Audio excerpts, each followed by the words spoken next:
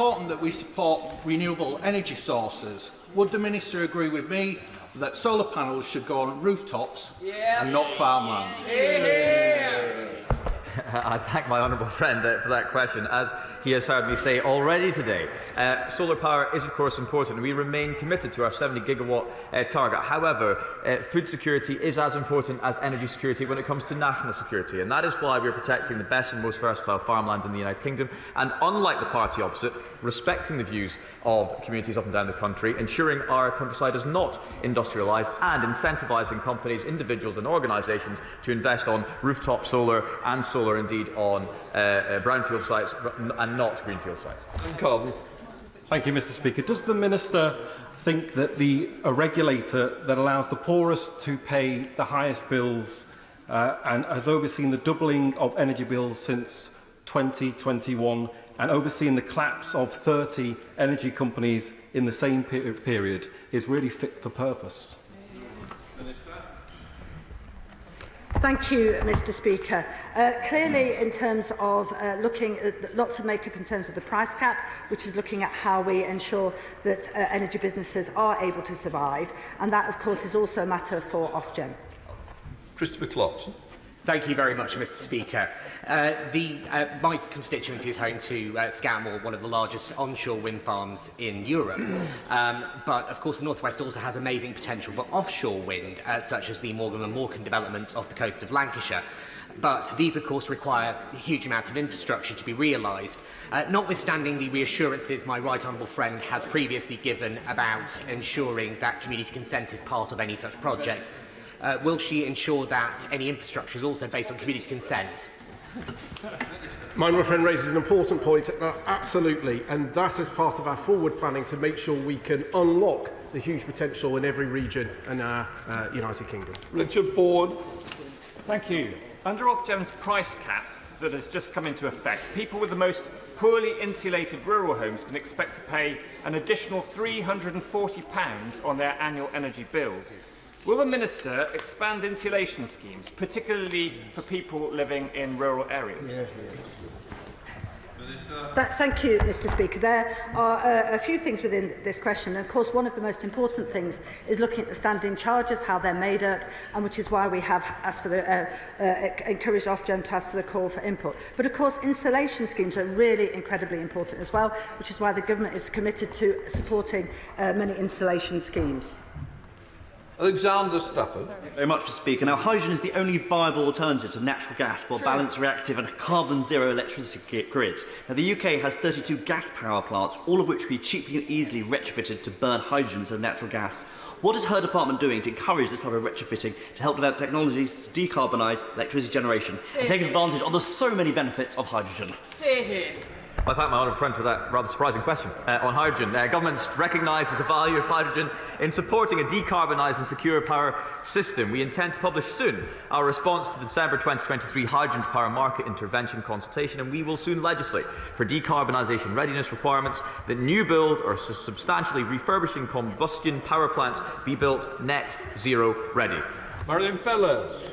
Mr. Speaker, in the last 12 months, 1 in 5 or 1 in 4 young households in energy debt have turned to moneylenders, illegal moneylenders, to help pay for bills and everyday essentials. The End Fuel Poverty Coalition stated that crisis could potentially mean that young households spend years at the mercy of these loan sharks. So what assessment has the Minister made of working with Ofgem and energy suppliers to introduce support to alleviate this record high energy debt? The honourable member makes an incredibly important point, and also I have had many conversations with the honourable member on this. I would also like to give my reassurance that I do meet Ofgem on a very regular basis to discuss this, as it is an issue very close to my heart, which is why the call for the input. And earlier this week, for reassurance, Mr. Speaker, I did meet with energy suppliers, and I also have ongoing meetings with the Citizen Advice Bureau and other stakeholders. Sir Jeremy Wright. Thank you very much, Mr. Speaker. Like others, can I welcome what the government's already done to extend permitted development rights on rooftop solar and car park canopies. But can I encourage my honourable friend not just to allow particularly car park canopies, but to work with others in government in planning and other responsibilities to encourage them. There are considerable benefits to them, and particularly in hotter summers.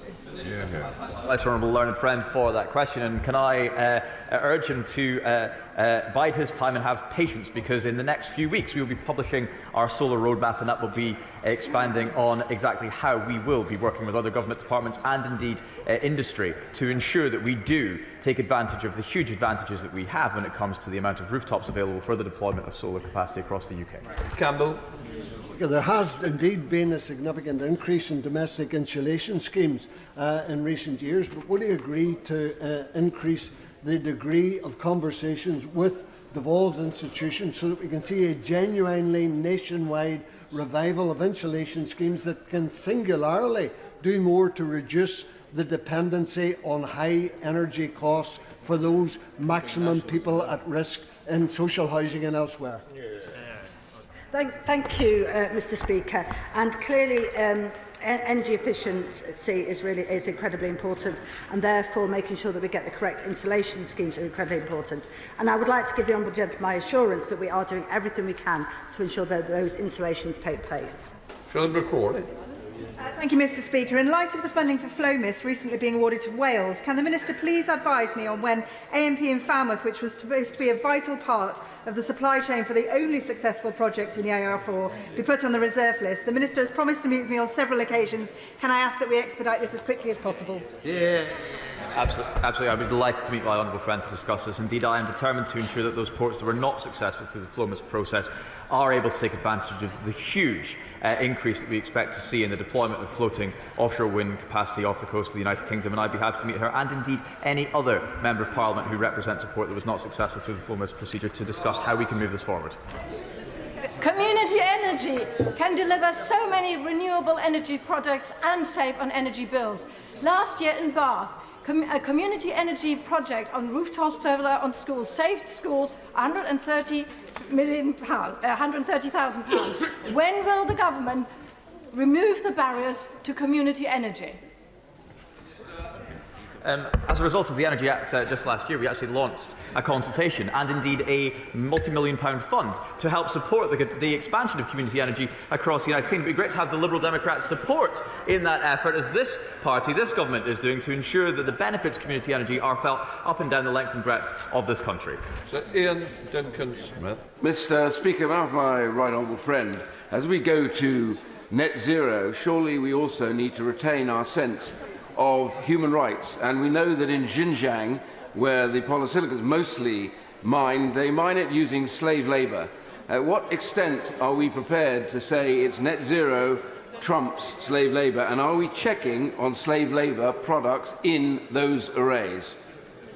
I can assure my right honourable friend that we indeed are ensuring that the extent that slave labour is used is kept very much at a minimum, if at all, in the supply chain of any of the components coming to advance ourselves towards net zero moving forward. The solar roadmap, as already referenced this morning, will be setting out in greater detail how government will work with industry to ensure that there is no slave labour components to any of the parts that we are importing to develop our renewable technology moving forward.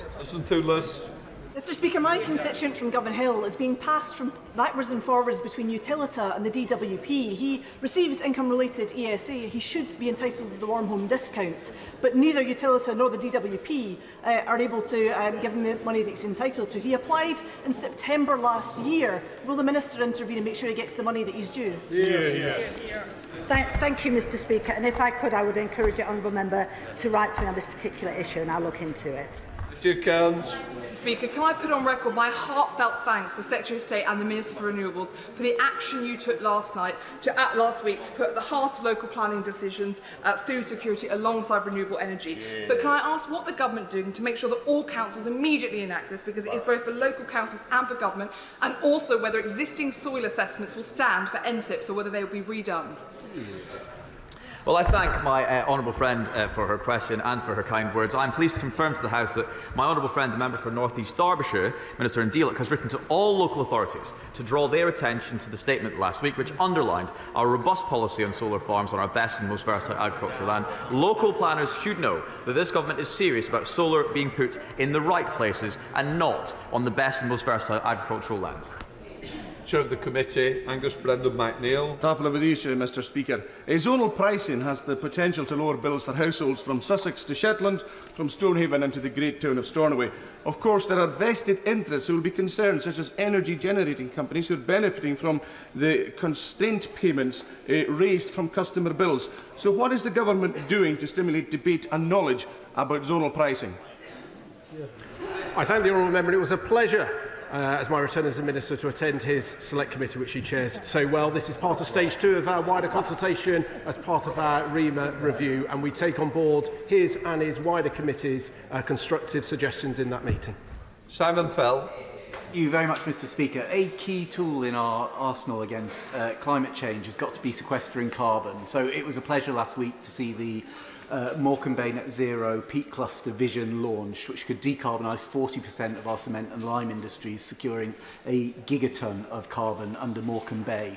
Could I encourage my honourable friend to meet with me to discuss this project further? I would be delighted to meet with my honourable friend at any time and happy to discuss this and indeed any other matter relating to the subject. Sir John Hayes, final. Thank you, Mr. Speaker. Now that the government has recognised the importance of versatile and productive agricultural land in respect of solar, will they recognise too the threat of a monstrous string of pylons stretching right down the east coast of England? We either care about our green, pleasant land or we don't. For as Keats understood, truth is beauty and beauty truth. My honourable friend will know that we value taking communities with us and working with them, and I'm having a number of meetings on this very subject to look at new technologies to see what additional options there could be to support local communities as we rapidly upgrade our national grid network. Okay. That completes questions. We'll let the front bench change over.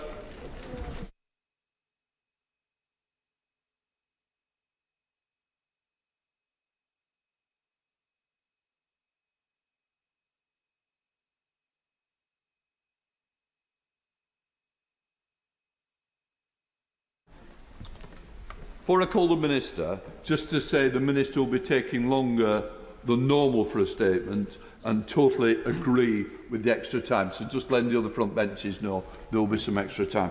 We now come to the important statement on infected blood compensation. Minister John Glen. With permission, Mr. Speaker, I would like to make a statement following the final report of the infected blood inquiry.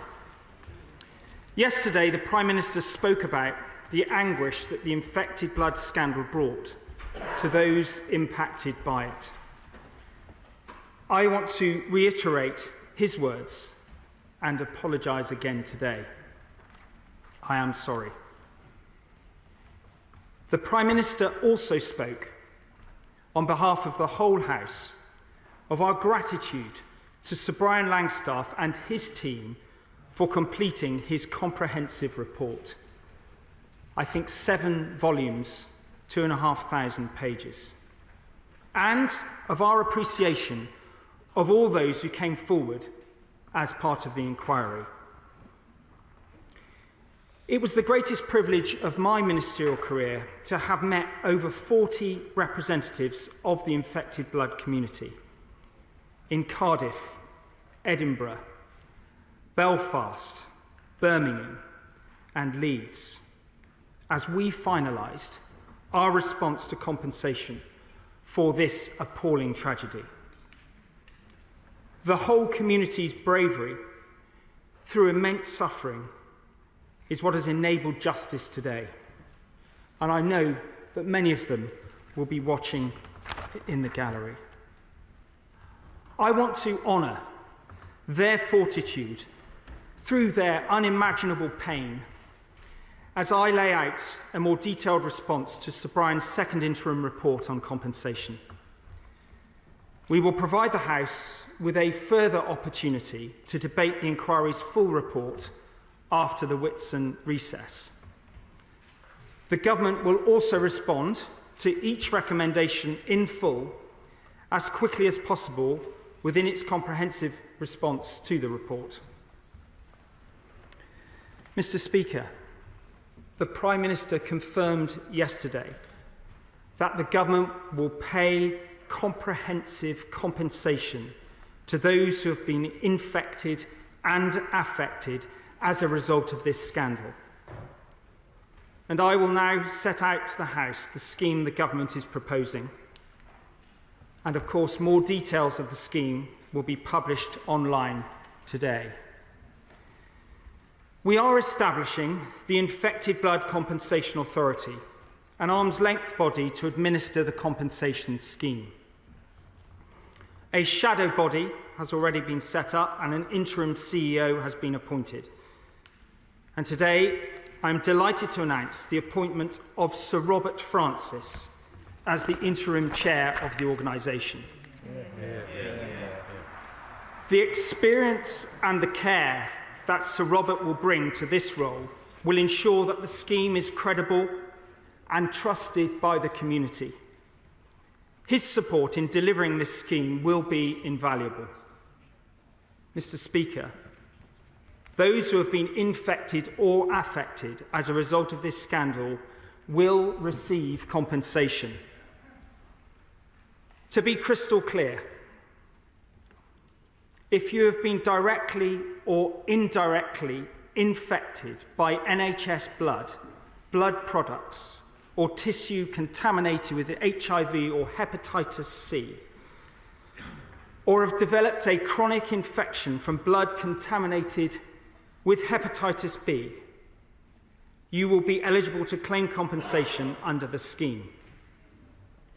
And where an infected person has died, but would have been eligible under these criteria, compensation will be paid to their estate. And this will include where a person was infected with hepatitis B and died during the acute period of infection. But, Mr. Speaker, Sir Brian could not have been clearer. It's not just the harm caused by the infections that requires compensation. It's also the wrong suffered by those affected that must also be compensated for. So when a person with an eligible infection has been accepted onto the scheme, their affected loved ones will be able to apply for compensation in their own right. That means partners, parents, siblings, children and friends and family who have acted as carers of those who are infected are all eligible to claim.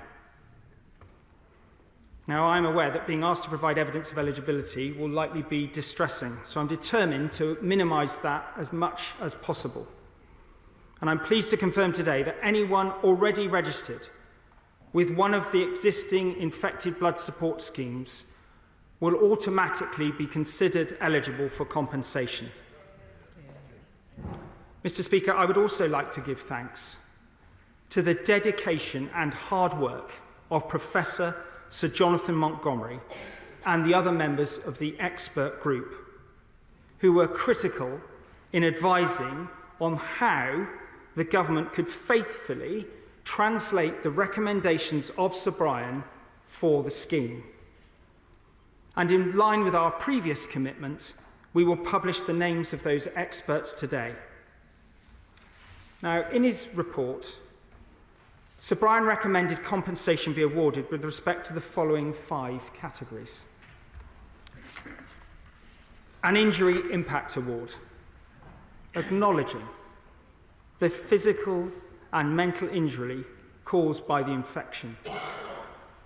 A social impact award to address the stigma or social isolation as a result of the infection. An autonomy award, acknowledging how family and private life was disrupted during this time. A care award to compensate for past and future care needs of anyone infected. And finally, a financial loss award for past and future financial losses suffered as a result of the infection. The government accepts this recommendation with 2 small refinements. Informed by the work of the expert group and designed for simplicity and speed, 2 other principles that Sir Brian asserted. First, the care award will be directly awarded to the person with the infection or their estate. And second, the financial loss award will be paid either directly to the person with the infection or where an infected person has tragically died before the establishment of the scheme, their estate and affected persons who were dependent on them. Now, sadly, many people have links to multiple individuals who are infected, or are both infected themselves and affected by another's infection. So multiple injury awards will be offered to reflect the scale of the loss and suffering. The scheme will be tariff-based, and we will be publishing an explanatory document including examples of proposed tariffs on gov.uk. However, Mr. Speaker, this is not the end. Over the next few weeks, Sir Robert Francis will seek views from the infected blood community on the proposed scheme before its terms are set in regulations to make sure that the scheme will best serve those that it's intended for. Now, Sir Robert has welcomed the government's proposals as positive and meaningful, and he will set out more details on engagement with the community shortly. The inquiry recommended that the scheme should be flexible in its awards of compensation, providing both for a lump sum or regular payments. And we agree. And that is why the awards to living infected or affected persons will be offered a lump sum or periodical payments. And where the infected person has died, estate representatives will receive compensation as a single lump sum to then distribute to beneficiaries of the estate as is appropriate. We will also guarantee that any payments made to those eligible will be exempt from income, capital gains and inheritance tax, as well as disregard from means-tested benefit assessments. And we will also ensure that all claimants are able to appeal their award, both through an internal review process in the Infected Blood Compensation Authority and, where needed, the right to appeal to a first-tier tribunal. And our expectation is that final payments will start before the end of the year. Now, Mr. Speaker, if you would permit, I would like to return to the House when the regulations are laid later this year to make a further statement on an update on the delivery of the compensation scheme. But I know from my discussions with the community just how important the existing infected blood support scheme payments are to them. I recognise that many people, sadly, rely on these payments, and they are rightly keen to understand what the government's intentions are. And I want to provide reassurance to all those out there today that no immediate changes will be made to the support schemes. Payments will continue to be made at the same level until the 31st of March 2025, and they will not be deducted from any of these compensation awards. From the 1st of April 2025, any support scheme payments received will be counted towards a beneficiary's final compensation award. This will ensure parity between support scheme beneficiaries, regardless of whether they were the first or the last to have their compensation assessed by the Infected Blood Compensation Authority. And we will ensure that no one receives less in compensation than they would have received in support payments. Now, Mr. Speaker, I recognise that members of the infected blood community are still dying each week from their infections. And there may be people, indeed there will be people listening today, who are thinking to themselves that they may not live to receive compensation. So I want to address those concerns too. Today I'm announcing that the government will be making further interim payments ahead of the establishment of the full scheme. Payments of £210,000 will be made to living infected beneficiaries, those registered with existing infected blood support schemes, as well as those who register with a support scheme before the final scheme becomes operational, and the estates of those who pass away between now and payments being made. I know that time is of the essence, which is why I'm also pleased to say that they will be delivered within 90 days, starting in the summer, so that they can reach those who need it so urgently most.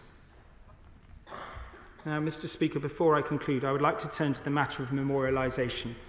Many of those who were infected by contaminated blood or blood products have since died without knowing that their suffering and loss will be fully recognised, either in their lifetime or at all.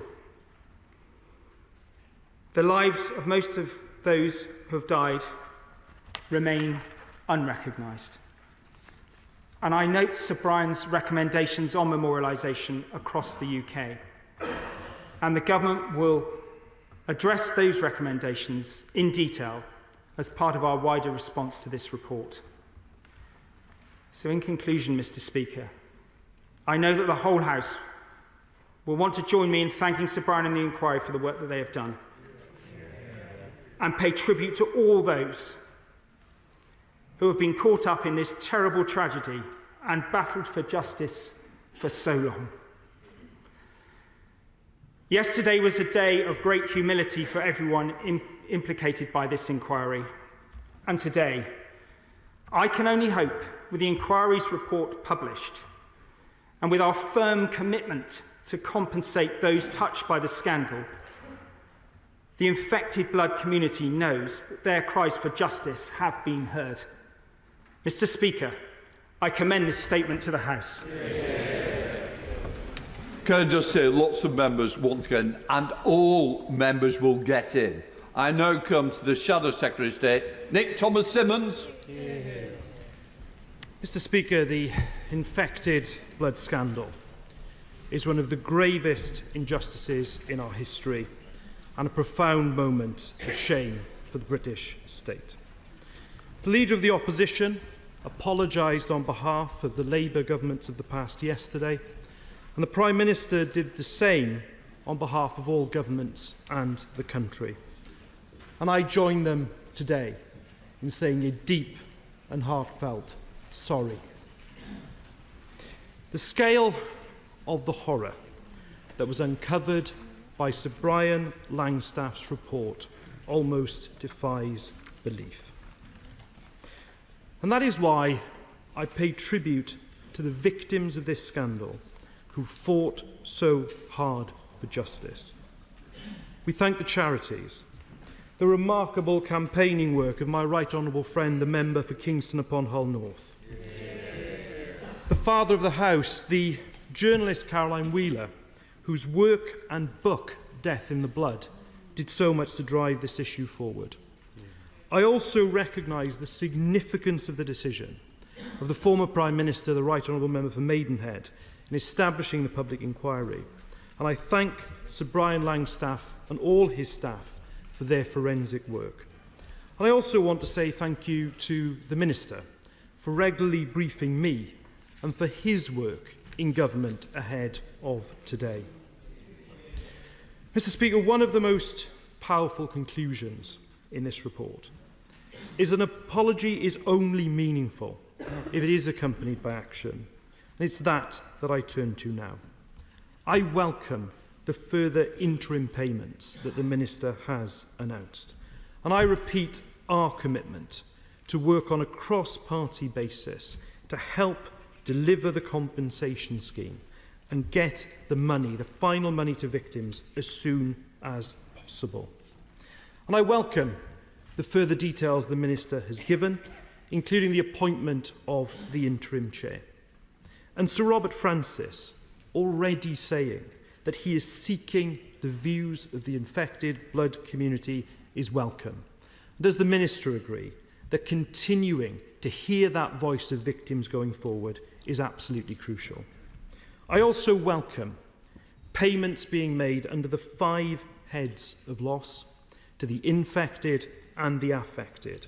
And can the Minister confirm that estimates of the total costs have now been made and there will be no undue delay in those final payments reaching victims? Time is of the essence. One victim continues to die every 4 days. And on that, can the Minister set out some more detail on how the personal representatives of estates will be handled as part of the scheme? Can he also confirm the plans in place to trace people, additional people, who might be eligible for compensation? And could he also say a little more about when we can expect a progress report on Sir Brian Langstaff's other 11 recommendations beyond the establishment of the compensation body? And can I add too my support and the support of all on these benches to the consideration of appropriate and fitting memorials across the different parts of the UK, and indeed, as Sir Brian Langstaff recommends, for the victims who were treated at Trelaws. On potential criminal charges, can the Minister ensure that all relevant evidence is made available for consideration by the prosecuting authorities and any other necessary support provided? Can I also say on Sir Brian Langstaff's findings on institutional defensiveness, of putting the reputation of people and protecting institutions above public service? This follows on from other scandals such as Hillsborough and Horizon. It is why we must deliver a duty of candour and also the political leadership that we need to replace that culture of defensiveness with openness and transparency. Mr. Speaker, Sir Brian Langstaff's report challenges all of us to make progress on his recommendations. That is what we must now come together to do. The victims deserve nothing less. Minister. Well, I thank the honourable gentleman for his collegiate tone and for the constructive approach he's taken throughout our conversations and in his response this afternoon. Look, I totally embrace the need to continue the dialogue with victims, and that's why I was very pleased that Sir Robert Francis agreed to take on this role, having done the study into the compensation. We have obviously met a number of times where I've explained to him what Jonathan Montgomery and the experts panel did, and I'm pleased that he's got to the point where he's sufficiently satisfied to move forward in this way. As the Prime Minister made clear yesterday, there was no restriction on the budget. Where we need to pay, we will pay. We will minimise delays. We will address the recommendations of Sir Brian Langstaff with respect to that speed and efficiency and removing as much complexity as possible. He asks about the representatives of different estates and tracing additional claimants. These will be matters that the interim chief executive and the interim chair will look at very carefully.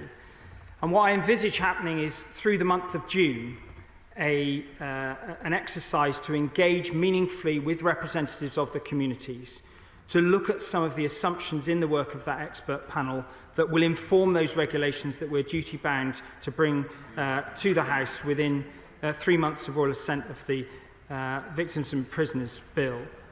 I think some of the other matters with respect to the appropriate memorialisation and criminal charges and duty of candour, some of which progress is being made in different ways, are probably best left to some of my colleagues at a subsequent point.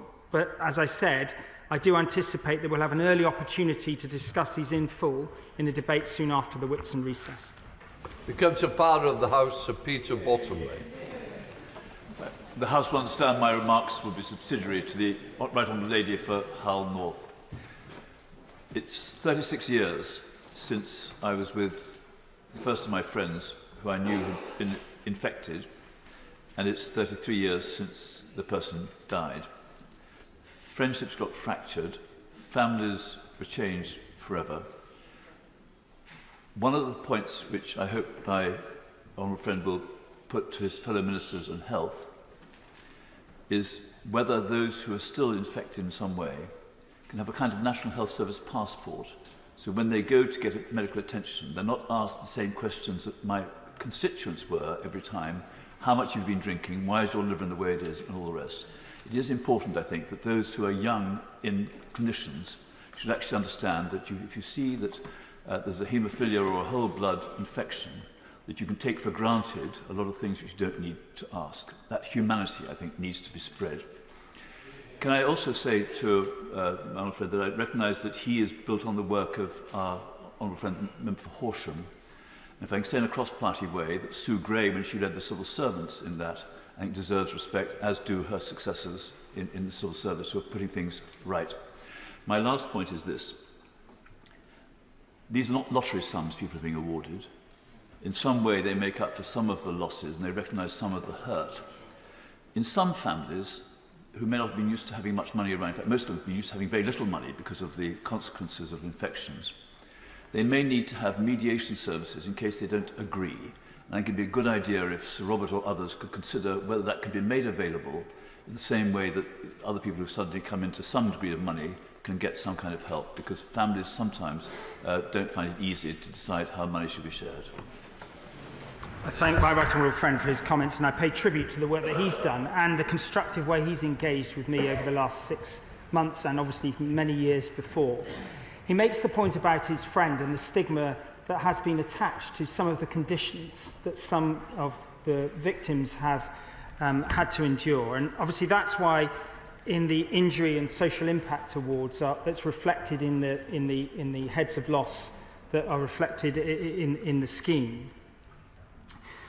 He makes some observations about how that better awareness of some of those conditions can be taken forward, and I will discuss that with my ministerial colleagues, and several of them from the Department of Health and Social Care are here today.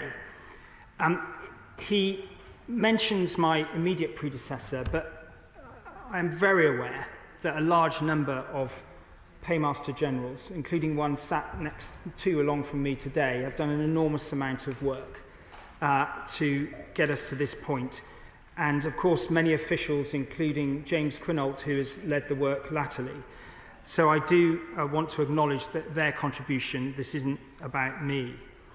But I would say to him more broadly that he makes some very wise observations about the need to ensure that the communities that will be given very significant sums of money, rightly so, and in line with what they would be entitled if they went through a legal process, that the appropriate framework of support is in place to assist them through receiving this money in a way that isn't destructive to their lives.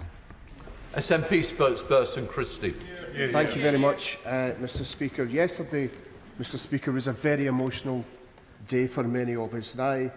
And I'm privileged that I was with constituents in the Central Hall yesterday, Cathy Young and her two fantastic daughters, Lisa and Nicola. And so I joined the Minister in paying great tribute to the infected blood community. When the infected blood community gave a standing ovation to Sir Brian Langstaff yesterday, I think that's a sight that will never, ever leave me, Mr. Speaker.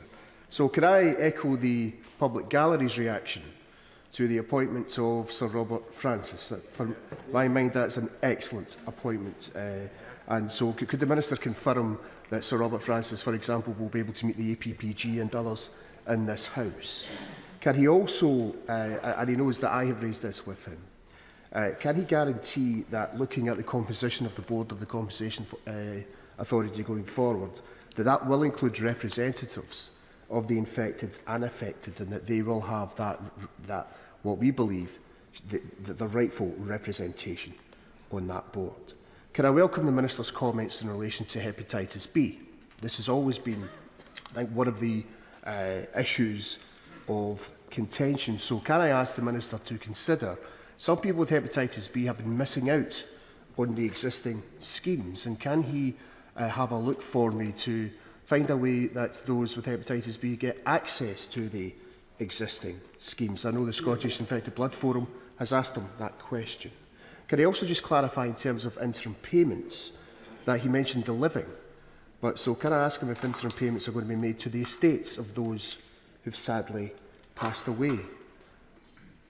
My penultimate question, Minister, is some people will raise eyebrows at the fact that the compensation, or the interim compensation, is less than those in the post office. So can he give some explanation as to why the 210,000 figure has been brought about today? I echo the comments made by the Shadow Minister in relation to looking at criminal charges and a Hillsborough law, and I very much welcome his comments on memorial. Does the Minister agree with me that there are two other lessons? The first lesson is that members of this House, regardless of political persuasion, can get together to deliver justice. And the second lesson is that those, like for example in the affected blood community, the key lesson for the general public is never ever give up in fighting injustice. Minister. Well, I thank the honourable gentleman for, again, his engagement and the points he's made today. I mean, I was there yesterday for the 2 hours of Sir Brian Langstaff's presentation of his report, and it was a very moving moment for all of those who've suffered and waited for so long. I'm grateful for his endorsement of the appointment of Sir Robert Francis. It seemed to be welcomed in the gallery. And I recognise that what is absolutely critical, if this is to be successful, is that the communities need to be fully engaged, and the explanation of how this scheme has been constructed and any concerns around the wider support that's needed are interrogated fully before those regulations come back to the House. But throughout this, it's about reconciling speed and efficiency with consultation. And that's why it was done in the way that I have done it over the last few months. He makes a point about hepatitis B and access to the schemes. I'll be happy to correspond with him separately on that, because obviously there are lots of technical issues there. He asks about the amount of £210,000. You can see it's an irregular amount, because I was trying to get the maximum amount that could be universally paid to those who are infected and alive without any risk of paying the wrong amount. And that was the maximum that I was advised, and as quickly as I could. But what's really important is that we get to the examination of entitlements and get to what that balancing payment is and get that payment out as quickly as possible.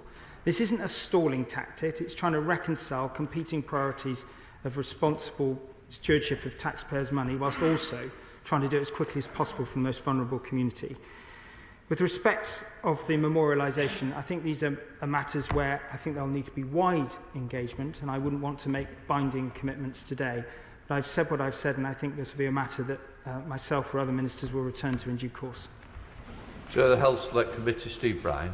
Thank you. Can I thank the Minister for what he said and how he said it? I know he, the Prime Minister, and particularly the Chancellor sat next to him, will make this right. Clearly, the majority of Sir Brian's recommendations are for the health and social care sector, and the Health Select Committee, which I chair, will play its part, working with the Secretary of State and NHS England, I see she's on the bench as well, to ensure that all the recommendations, unlike some previous accepted patient safety recommendations, are implemented. Can I just ask him about the 5 loss categories? They make every sense, and I note his 2 small refinements.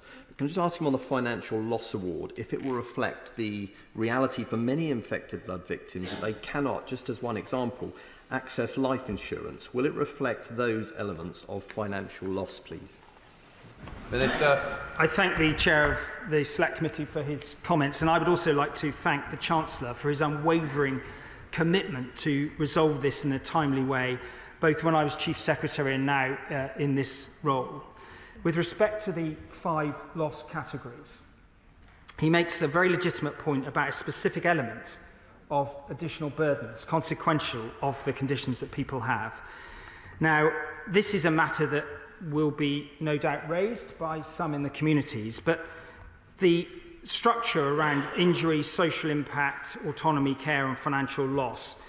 Clearly, with social impact and autonomy, they capture a range of unspecific, but a basket of goods, if you like, of things that people would have not been able to procure at the same cost. So I can't give him a specific answer on that, but Jonathan Montgomery and his team of experts have tried to do everything they can to look at the law, look what would be entitled in different circumstances, and give the best assessment. And that will be the sorts of conversations that will happen with the communities in the coming weeks.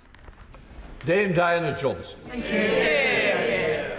Can I welcome the Minister's statement today?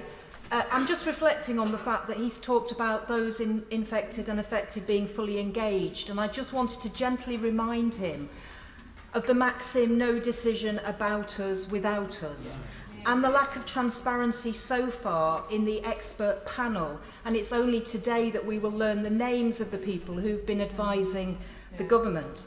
But can I also welcome the appointment of Sir Robert Francis as the interim chair of the Infected Blood body. Of course, it's worth reflecting on the fact that Sir Brian yesterday put in his report of the failure of government to respond to Sir Robert Francis's compensation framework document, which the leader of the House commissioned when she was a Paymaster General, and the government promised several times that they would respond to. That was never published. So I just wondered if the Paymaster General could just set out, because we've also not had a proper written response to the second interim report from Sir Brian last April, are all the recommendations, all 18, are they being accepted by the government? And if not, why not? And could he also just confirm how the government is going to ensure that the Compensation Authority is accountable directly to Parliament as recommended by the Infected Blood Inquiry? Minister. I thank the Right Honourable Lady for her observations and the engagement that we've had on an ongoing basis since I was appointed. I do take seriously what she says about no decision without full engagement. I made a decision in order to get to this point where we would, in principle, accept the recommendations of Sir Brian Langstaff, move forward with the independent expert panel. As I've said to her previously, I was always prepared to reveal the names of those individuals. I didn't want them to be distracted while they were doing urgent work to make progress quickly. Their names will be available shortly today. Sir Robert Francis and I had a number of conversations about the interaction between government and the expert group, the logic that I'd used to get to these heads of loss and to get to this scheme today. And I'm delighted that he is in a position where he's prepared to facilitate, in essence, the engagement with the communities. I've also been mindful of the principle of government managing public money, whilst also recognising Sir Brian's imperatives around setting an arm's length body that is arm's length from government in order to restore or generate some trust with a very, very vulnerable community.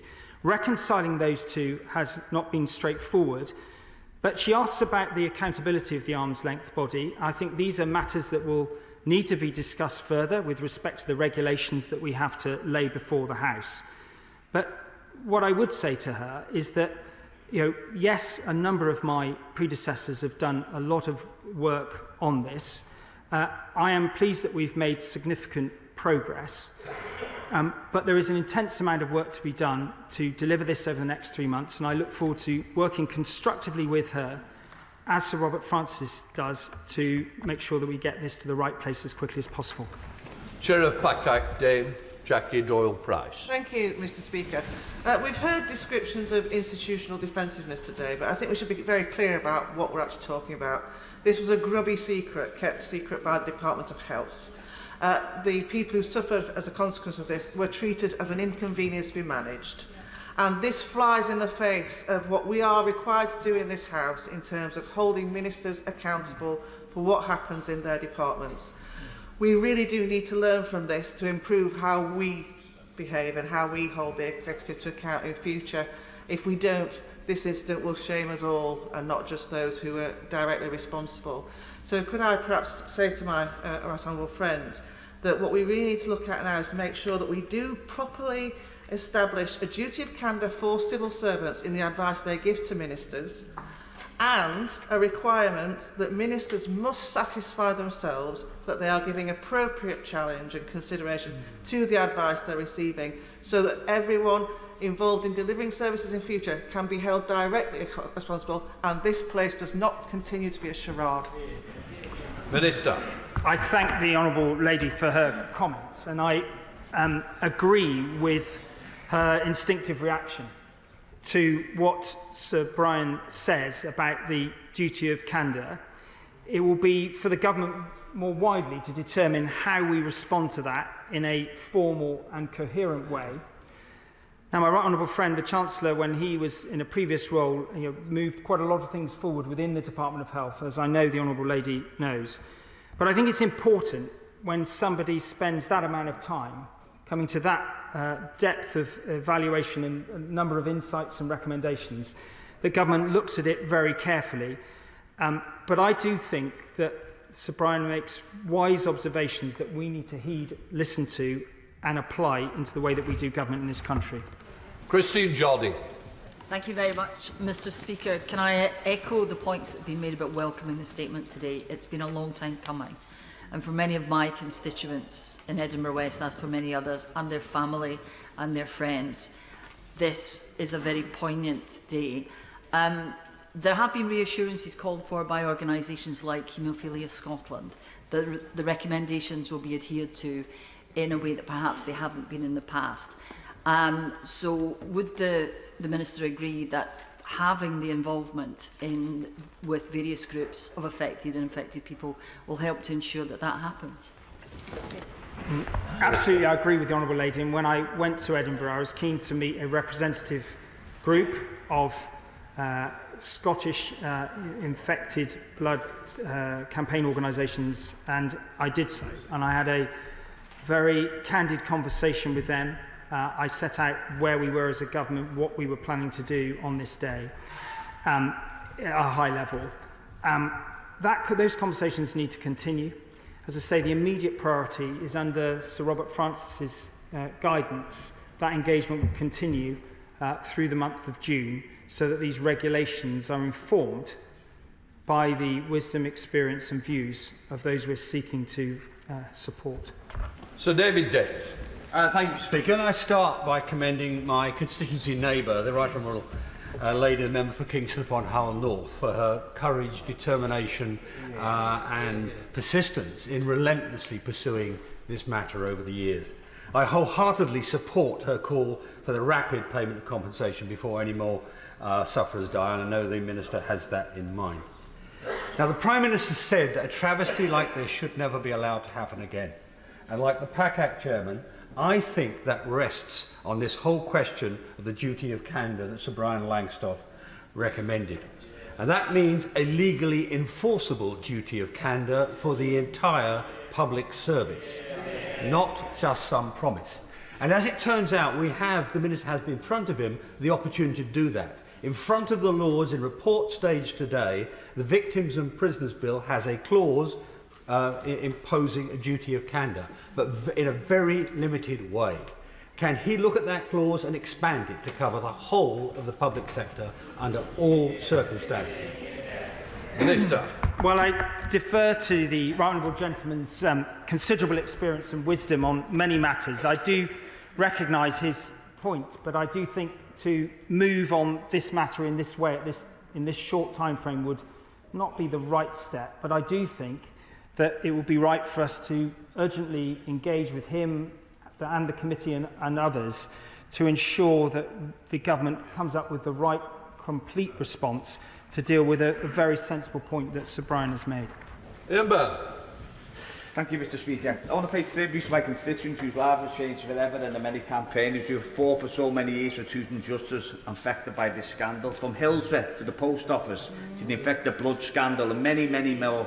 We have watched states and institutions cover up wrongdoing and blame the innocent with no accountability.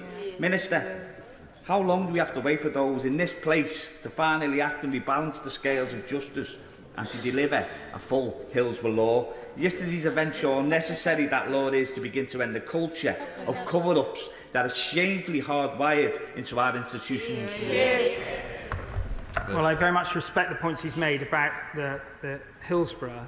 I mean, I'm not able to answer his question specifically on that today. My remarks are around the compensation scheme, but I think there are a number of points made about the incidence of public inquiries on a range of issues, what that says about our state and the failure of it in different ways. And as the Honourable Gentleman says, the considerable effort required that should never have been required by individuals to apprehend the state for what has happened. These are wider matters that we will need to come to terms with, but I don't think I'll be able to do justice to his remarks today. Caroline Knowles. Thank you, Mr. Speaker. I appreciate that today's statement is about compensation, but there was no opportunity yesterday nor much today to ask specifically about Lord Mayor Treloar College in Hampshire. My constituent, Mike Webster, sent his son Gary, a constituent of my honourable friend, the member for Eastleigh, to Treloar's back in the late 70s and early 80s. And he wrote to me last month saying how distraught he was that that school is now trying to paint itself as a victim when in fact we know it was in receipt of funds to conduct experiments on children. Can my right honourable friend give me some assurance from the dispatch box that the government is considering very carefully how the Helsinki Declaration may have been breached and some guidance as to what future steps may be taken? Good one. Minister. The right honourable lady very eloquently makes a very, very important point. And I met with, in the course of my engagement, a number of former pupils from Treloar's school. And I believe that Sir Robert, in his report, one full volume pertains to what happened there, where so many individuals underwent medical treatment that was not envisaged by their parents and where consent appears not to have been secured. This is a massive aspect of the work of Sir Brian Langstaff, and the government will need to examine it very carefully and the implications for who is culpable and how we should most appropriately respond to avoid anything like that happening again. And I hope what I've said today with respect to compensation will give some modest measure of comfort to those that I met and those like them who aren't here today. Jessica Moore. Thank you very much, Mr. Speaker. There aren't words enough to pay tribute to all those campaigners infected and affected, and they include my constituent Lynn, who lost Bill, the Smiths, and I also pay tribute to my right honourable friend, the member for Kingston-upon Hull North, and journalists like Caroline Wheeler. The Smiths lost Colin, aged just 7 years old, to AIDS, having been given infected blood from Arkansas prison at 10 months old. And we now know from the inquiry that risks of giving this blood were known. Lynn and the Smiths want sorry to turn into something today for those who die every week. So on their behalf, can I say to the Minister today, make sure we have a proper timeline for this and that we stick to it, implement the recommendations as fast as possible, put the victims at the heart of the decision making, and no more delays. This group of people have waited far too long and have been through far too much already. And finally, Mr. Speaker, the Smiths also want their son to have his name back, although they have always made sure that we have never forgotten it. So can I say it today? Colin John Smith. Minister. Thank you. The Honourable Lady makes a moving tribute to her constituents, and I can assure her that the government has heard the pleas that have been made, and we have set out today a clear timetable on the journey to the regulations. I will update the House later in the early autumn with the Speaker's permission on where we've got to on then the timeline for further detail, subject to the advice of the interim CEO and the interim chair. She makes the point about stigma as well, which is obviously a massive, massive part of this for so many that I met and for her constituents and the Smith family. We recognise that as part of the scheme, but I think the memorialisation process must also recognise particularly those who were so badly stigmatised in the 80s and 90s. Paul Bristow. Because I know from meeting some of the affected community in Peterborough, the Minister talked about stigma. I heard about the discrimination that they faced and also a lack of trust in public institutions many of the community faces. This all leaves a very long legacy. With this in mind, how confident is he that this scheme will benefit or will affect everyone infected, and anyone who's been infected will capture everybody despite this long legacy? And how confident is he that everyone who should be compensated will come forward? Minister. I thank the honourable gentleman for his question. I am confident that this scheme will work. It will work as quickly as it possibly can. I mentioned the interim payments of $210,000 today to the infected who are alive. But the speed with which we process applications of affected and infected is very much what is on my mind as we've set up this shadow ALB. And I will be continuing to work with my officials to do everything we can to move the timeline from the right to the left, conscious of how long people have waited for so long. Sammy Wilson. Thank you, Mr. Speaker. First of all, can I welcome the fact that the Minister has moved so quickly. The sorrow expressed yesterday had to be translated into action, and the fact that the authority has been set up, the chairman who will have the confidence of the victims has been established, and payments will be made quickly, at least interim payments made quickly, is good.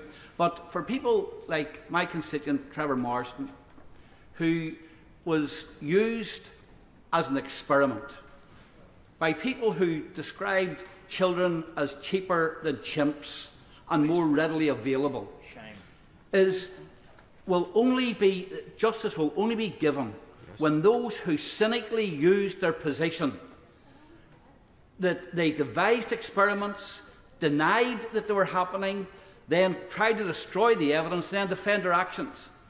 Those people only have justice when the elite within the civil service and the professionals who cynically abuse their position know that they will face criminal charges, because that's what they are, and face criminal charges, and that this government will make sure that all of the evidence is made available so that they can be brought to justice. Minister. The right honourable gentleman makes a very powerful representation on behalf of Trevor Marsham and more generally with respect to some of the conclusions that Sir Brian has made in his remarks. What happened was truly shameful with respect to experimentation. As he will be aware, today I am speaking to the issue of compensation, but it is an urgent matter to really isolate who knew what when, take that from the report and establish what courses of action in different ways across the range of issues we've had raised here in the House today. What is the most appropriate way to deal with all of them? Sir Jeremy Wright. Thank you very much, Mr. Speaker. Can I welcome what my right honourable friend has set out, and welcome in particular the efforts that he and his predecessors have clearly made to remove friction from the process of getting the victims of this unforgivable episode the compensation they clearly deserve. But he will recognise that as the system beds down and begins to operate, there is always the risk of that friction creeping back in. And can he make sure that he and his ministerial colleagues keep their eyes on this process, work with Sir Robert Francis to make sure that this process continues to be without friction, so that people continue to be able to easily access the compensation they need? Minister. Absolutely. My right honourable friend makes a very wise point. The need to swiftly expedite payments in full to as many qualifying people as possible is the imperative that has guided me to this point, and it will be the imperative that Sir Robert will take forward in his conversations. We must not introduce unnecessary complexity to establish people's qualification to receive a payment when that is unnecessary. So there is a tension, but we've got to actually resolve it to get these payments out. And that's why we will need to, the arm's length body will need to prioritise too, particularly around those groups that are infected alive and those that are suffering most, many of whom I met recently. Dame Angela Riedel. Thank Thank you very much, Mr. Speaker. Does the Minister understand that as well as a duty of candour, we really need, as my right honourable friend, the member for Garston and Hale Wood, has consistently put before this House, a public advocate to make certain that victims in future of scandals such as this have somebody to look after them and take them through processes, and that would stop this happening ever again. Can he say something about when he expects all of the payments to have been made? He's talked about an interim scheme which goes on to the end of this financial year, and then he's talking about the full payments being made going further forward. When is his deadline for getting this done? Minister. I thank the Honourable Lady for a question. She talks about the public advocate. I am not in a position to respond to that today, but it's clearly one option that is available, and I think will be part of the wider response to the report. To be clear, the interim payments of £210,000 to the infected alive that I've announced today will be paid within 90 days starting in the summer. But the full payments will begin by the end of the year. But I'm constrained somewhat because we're setting up an arm's length body. Now, there is an interim chief executive, and I think there'll be 20 people employed in this organisation by the end of next week. But I can't account for the processes and the way it will be established, and therefore how quickly. But everything I've said to David Foley, who is the interim chief executive, is designed to impress on him the need for speed to expedite as many of these claims as quickly as possible in full. Kit Malthouse. Mr. Speaker, can I commend the Minister on his statement? I know from our conversations how seriously he takes his moral duty on this issue. But I also know from the work done at the Cabinet Office in the summer of 2022 in getting the first interim payments out that one of the most fraught areas of consideration will be wider eligibility. And that's not just a function of complexity, it's also a function of capacity. Now, the Minister mentioned that the arm's length body will have 20 employees in the next couple of weeks. But could he just reassure the House that if Sir Robert Francis comes back in a few months' time and said, in order to make quick decisions, I need more capacity and therefore more people, there will be no quibbling on adequate resource in this organisation to fulfil the Minister's rightly identified priority of getting this money out as quickly as possible to as many people as possible. Minister. I thank my right honourable friend for his observations, and I thank him for what he did when he was in office to bring forward interim payments and to make progress. I mean, he's right with respect to the business case for the arm's length body and the plans for the number of people needed to be employed in it. I expect Sir Robert and the interim chief executive to be iteratively working up plans to expedite this as quickly as possible and to assert what they need in terms of resourcing to make it deliver as quickly as possible. And I'll do everything I can to prioritise swift delivery in the decisions that I make. To Philippa Whitford. Hear, hear. Thank you very much, Mr. Speaker.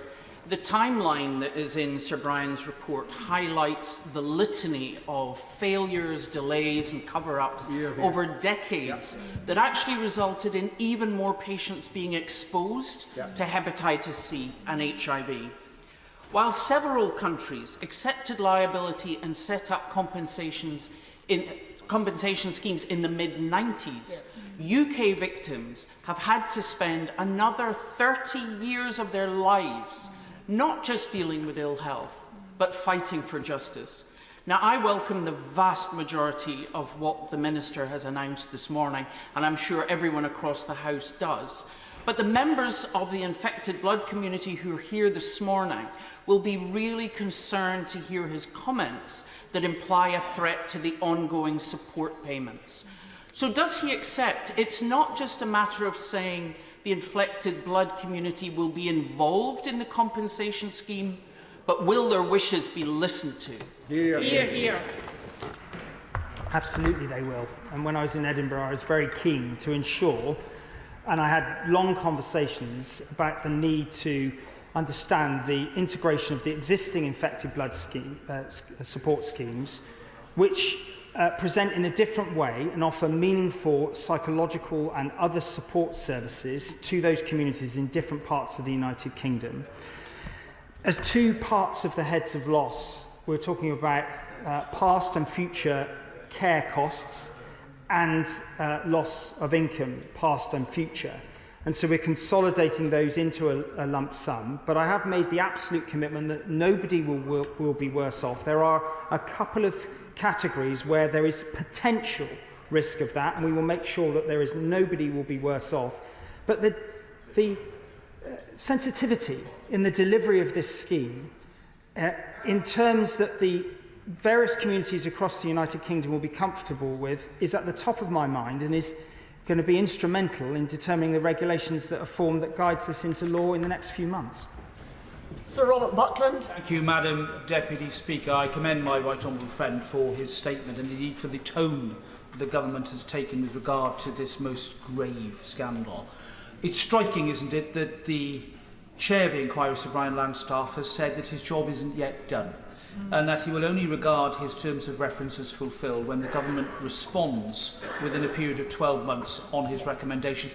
And importantly, he will only regard his job done if he feels that there's nothing more that he can do in order to prevent delay. Bearing in mind the government has to respond to the second interim report and indeed now this final report, can my right honourable friend assure me and this House and indeed the wider public that he and the government will do everything they can to ensure that Sir Brian's role is fulfilled as swiftly as possible?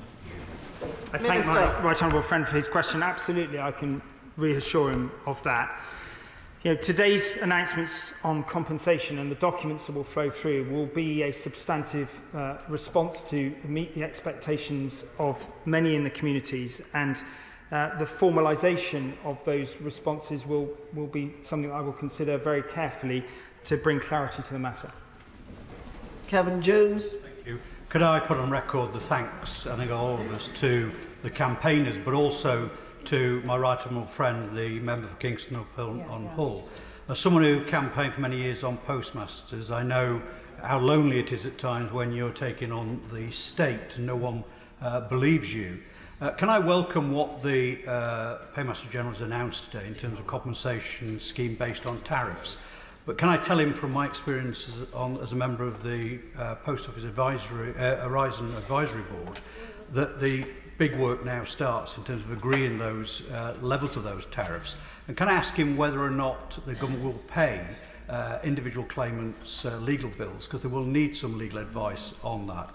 And can I also just echo what the Father of the House said earlier on? A lot of money is going to be paid out here to people. You will get unscrupulous individuals trying to prey on people. Can I suggest that we ensure that they get financial advice and support when those payments are made? Minister. Well, not for the first time. The honourable gentleman makes some very wise points, and I'm grateful to him for doing so. And I accept a number of the points he's made with respect to the concern around tariffs. These tariffs have not been set up with financial constraints. They've been set up with the input of a range of experts to make a judgment on what would be appropriate versus what would be legally entitled to. What now needs to happen is that the assumptions behind those bandings, those severity bandings, etc., need to be explained and scrutinised, and that's what is going to happen. He makes a very reasonable point about the concern around unscrupulous people claiming, and again, and also, so the issue there really is, how do you put safeguards in place while expediting for all of those quickly who are qualified? He makes a very reasonable point about the professional support of lawyers and financial advisors, which is also something at the top of my mind, learning from some of the other scandals that I was familiar with in my previous role as Economic Secretary, and I will take those to heart in the future. Dr. Kieran Mullen. Thank you, Madam Deputy Speaker. I want to begin by paying tribute to my constituent, Paul Bloor, for his campaigning. Paul started at Truro College in 1974 and was infected with hepatitis C from contaminated blood products. I regret that I personally hadn't grasped the full horrendousness of what has gone on, and I thank Sir Brian for ensuring that we all now do understand Paul welcomes compensation, but what he asked me to raise with the Minister was about accountability and what work is now being done to ensure that we can now pursue any avenues of personal accountability for those that deserve to have their conduct looked at. Minister? Well, I can totally understand why Paul would want that point raised. I mean, these matters go beyond my brief on compensation. I think the whole House will recognise this is an urgent matter that other ministers and other departments will need to address properly and in full. I hope that the debate after Whitsun will give us an opportunity to really open up into all of those matters as a House, and therefore for the government to respond appropriately as quickly as possible. Some of the things that happened were completely against the values of the institutions that those individuals were part of. We need to really fully examine it and come to terms with it and make sure it can never happen again. Alistair Carmichael. Thank you, Madam Deputy Speaker. Can we accept that institutional defensiveness has not gone away and will only go away when we in this House act to make it go away? For the past few years, I've been working with constituents who were the victims of a Ponzi scheme. They lost millions of pounds. They were failed repeatedly by first the FSA and the FCA. They have been left out of pocket to the tune of almost £2 million in legal fees, in which the FCA has no apparent interest. Would he meet with me and other honourable members who have affected constituents and some of the victims themselves to see what can be done to deliver for them the good intentions that he has expressed today? Minister? Well, thank you. I'm very sorry to hear about his constituents, and if there's a matter related to the FCA, I know from my prior experience that the member for Hitchin and Harpington is best placed, the current Economic Secretary, to address that. I do understand the problem of the jurisdiction of the FCA, particularly with unregulated activities, but I really don't think I'd be able to help him. I think he should address that question very respectfully to my colleague in the Treasury. Chloe Smith. Thank you, Madam Deputy Speaker. I'm glad that my right honourable friend the Minister has done a diligent job here, reflective of his attitude to the overall need and the gravest of situations here. However, it all ought to have been done earlier, and I hold in mind my former constituent Annie Walker, who died in 2016, and I wish she had been able to see this before she did. She told me she was tired of having to keep campaigning. I also have in mind a current constituent who I will not name, but who I work with regularly on this, and he has asked me particularly to make the point here today about the care schemes, the support schemes that are, as per the Minister's statement, due to change. He and I would be very grateful for as much clarity as possible on that. I think that will be needed by many involved. And may I finally, Madam Deputy Speaker, urge the Minister and his colleagues in government to bring forward those regulations as soon as possible. If I understand it correctly, Sir Robert Francis may be taking a number of weeks. He's mentioned the month of June, and we heard the figure of 5 weeks. So can I take it that we may see those regulations in July, which would allow, I hope, all members of this House, not just a select committee of this House, selected committee of this House, to do its job on scrutinising those regulations and get the job done as fast as possible. Minister. I thank the right honourable lady for her questions and for her engagement with me personally over recent weeks, and I recognise the fact that she refers to an unnamed constituent is also, provokes me to acknowledge the fact that so many people have been so traumatised by their experiences and the stigma associated with their conditions that they haven't been able to be as open as possible as they would like. Now, with respect to the time frame, the government submitted to a 3-month obligation to bring those regulations forward from royal assent of the bill, which will happen, I think, in June or July. Of course, therefore, if you come back from that, there'll be time where we have to lay them before the House. I want to make sure that we do that in the most timely way possible. The purposeful intent with the engagement under Sir Robert's leadership is to make sure that that is meaningful, but also addresses that imperative around time. Ben Bradshaw. The very welcome appointment of Sir Robert Francis, who did such an excellent job chairing the inquiry into the scandal in mid-Staffordshire, is a reminder that we're very good at inquiries in this country, but we're terrible at implementing their recommendations. And I'd like to make a suggestion to the Minister, and this is as applicable to my own front bench, is something that might reduce the chances of this kind of thing happening again, is to ask every permanent secretary in Whitehall how many recommendations are still on the books from previous inquiries that have not been implemented. Let's have the list, and let's have a good reason, a very good reason, why they haven't been implemented. Minister. I thank the right honourable gentleman for his question, and I would echo his tribute to Sir Robert Francis. And one of the reasons I was keen to secure his ongoing work is because of the excellent work he did with the study into compensation, which has obviously been important to move us forward to this point. I think the challenge to permanent secretaries about recommendations not dealt with is a very reasonable one. I'm not quite sure how best I can take that forward, but I will seek advice and, at the next opportunity, let him know how we're getting on with it. Celine Saxby. Thank you, Madam Deputy Speaker. I spoke with my emotional constituent, Paul Jules from Braunton, yesterday, who wanted to express his gratitude to Sir Brian that the truth had come out. He contracted hepatitis C following a blood transfusion during chemotherapy in 1983. And now trains therapy dogs to give hope and support to others. Can my right honourable friend give him hope that compensation will be rapid and simple to enable him and others impacted to finally reach closure? Minister. Yes, I certainly can. That has been driving the government over recent months, and I very much hope that in the progress that we will make, I'm sure that we will give more detail on exactly how and when the profile of work of the arm's length body will play out in the coming months and the remainder of this year and beyond.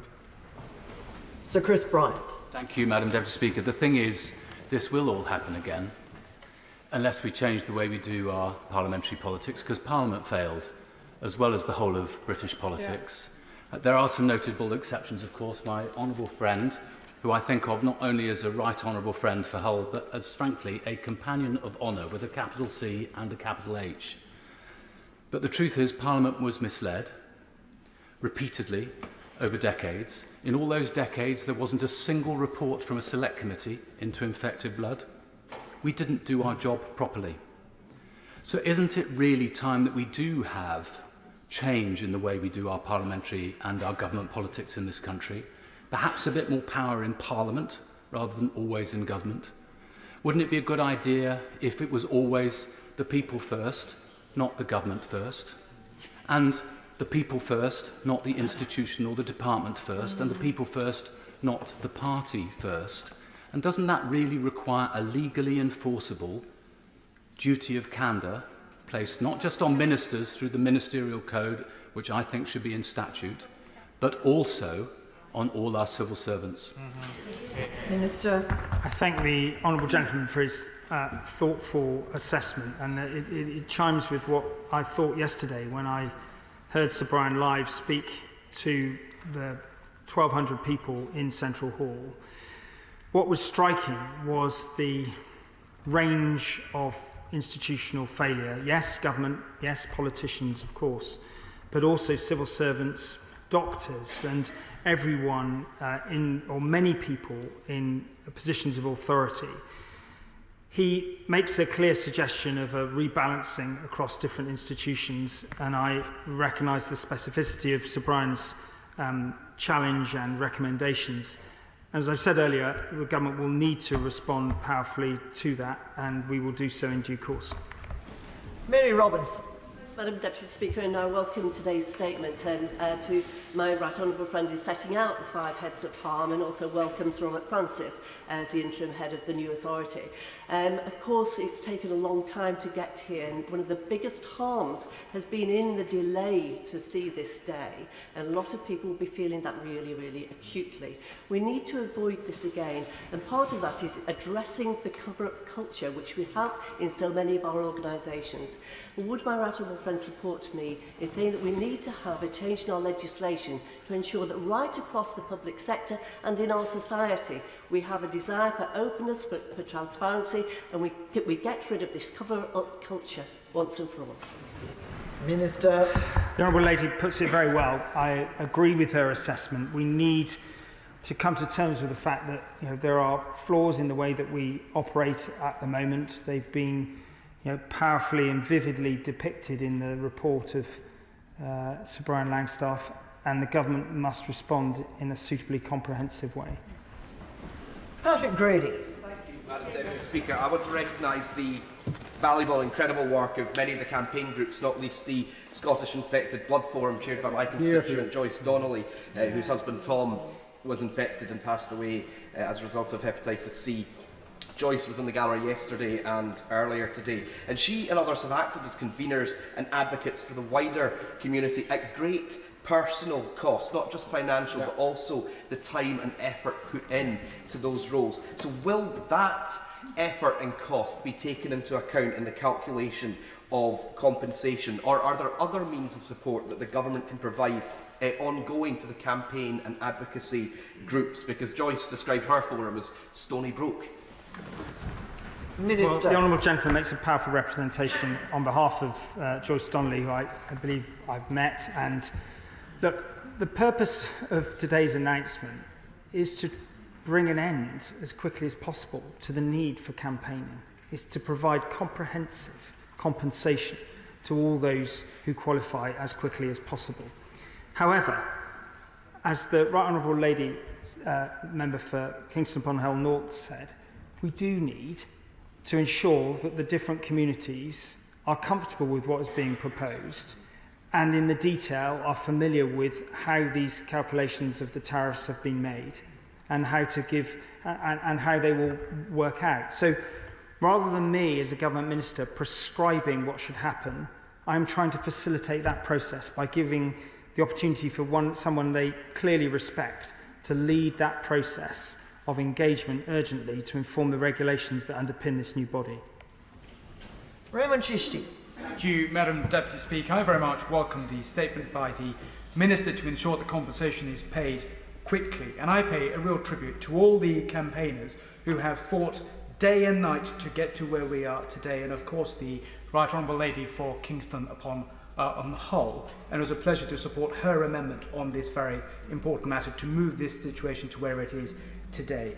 Can I, Madam Deputy Speaker, refer to the email from my constituent Colin Midgley in 2015, where he said to me, how many more of us will have to go to the grave before a full final settlement is achieved? Sadly, his father passed away in 2018.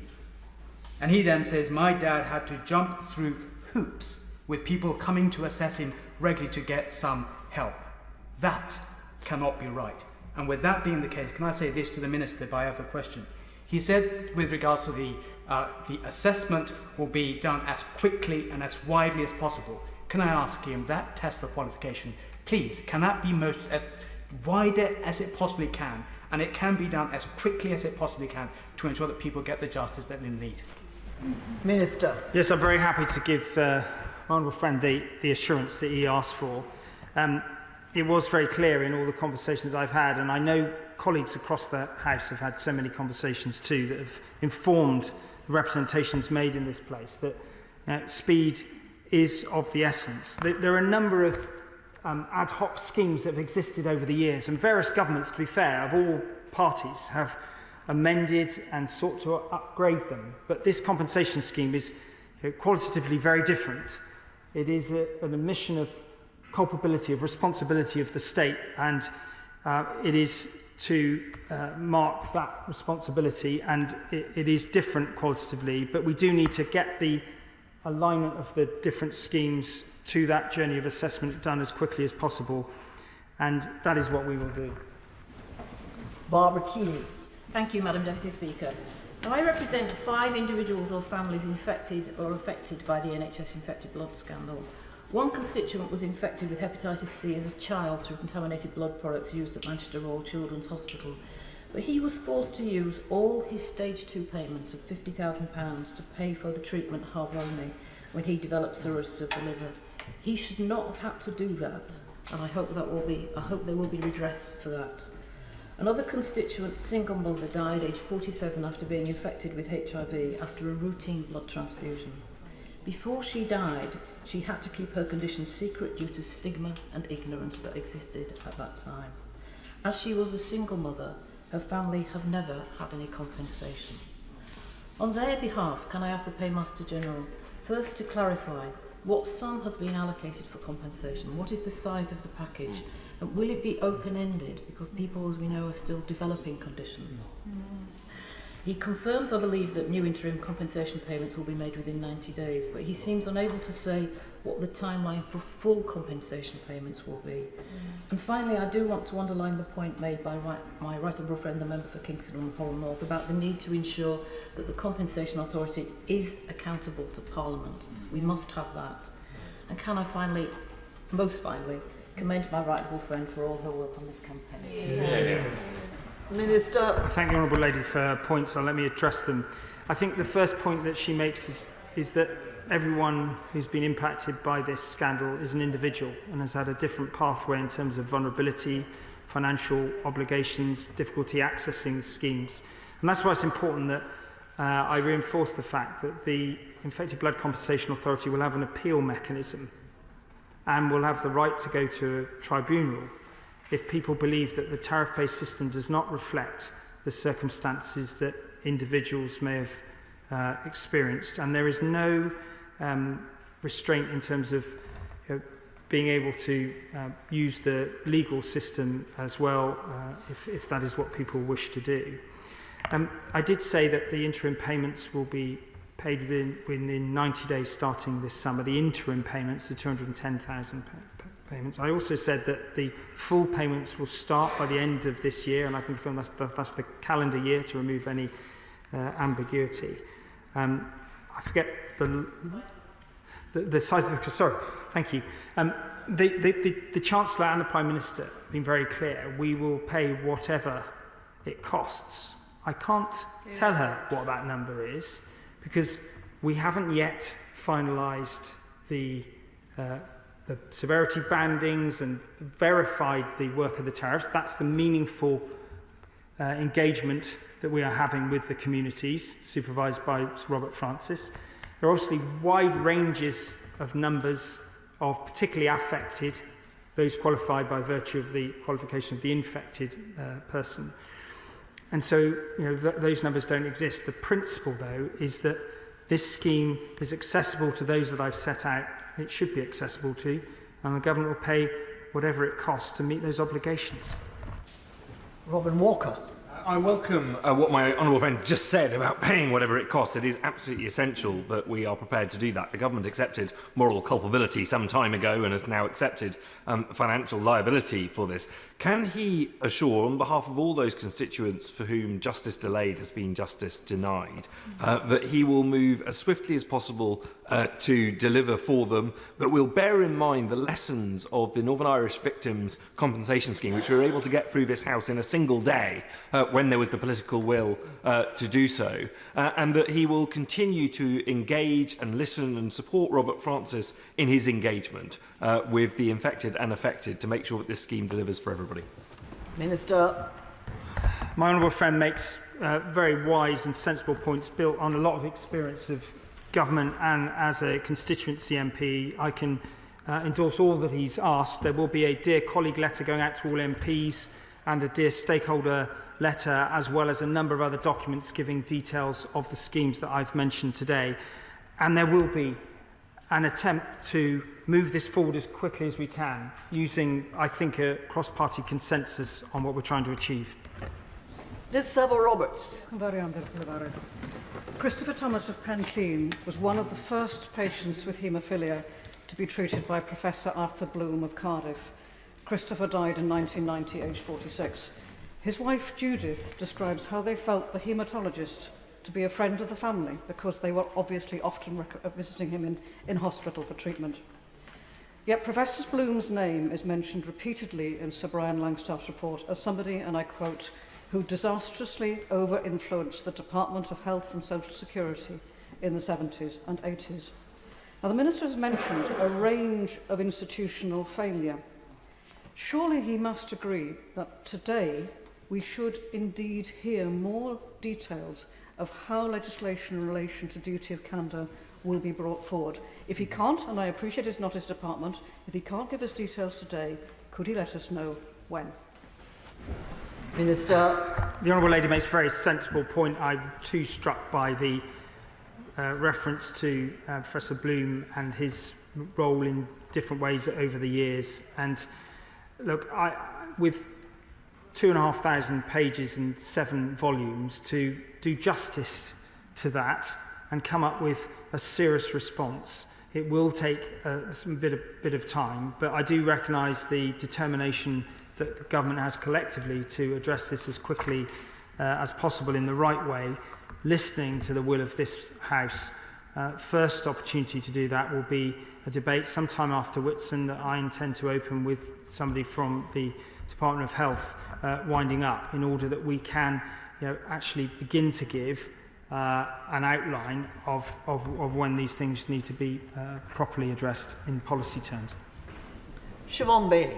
Madam Deputy Speaker, I thank the Minister for the thoughtful and thorough statement that is so clearly informed by his extensive discussions with the community, and he knows I've spoken to him many times about my constituent Sally Ann and her family and how this devastating scandal has affected them. Now, I really hope that much of what the Minister has said today about compensation will provide Sally Ann and others with comfort, but we all know that with the best will in the world and the most planning up here, that there will be difficulties in implementation of such a massive and complex compensation scheme. And I was thinking, when the Minister said that the compensation will not impact means-tested benefits, for example, I have a sense of relief, but we also know where government departments and computer systems have to speak to each other, there will be difficulties. So can I just push the Minister to understand that the community's voices will continue to be heard by the arm's length body, and that we are going to be able to adapt and change the scheme where necessary to make sure that it actually works for those on the ground, because I know he's worked so hard for that to happen. Minister.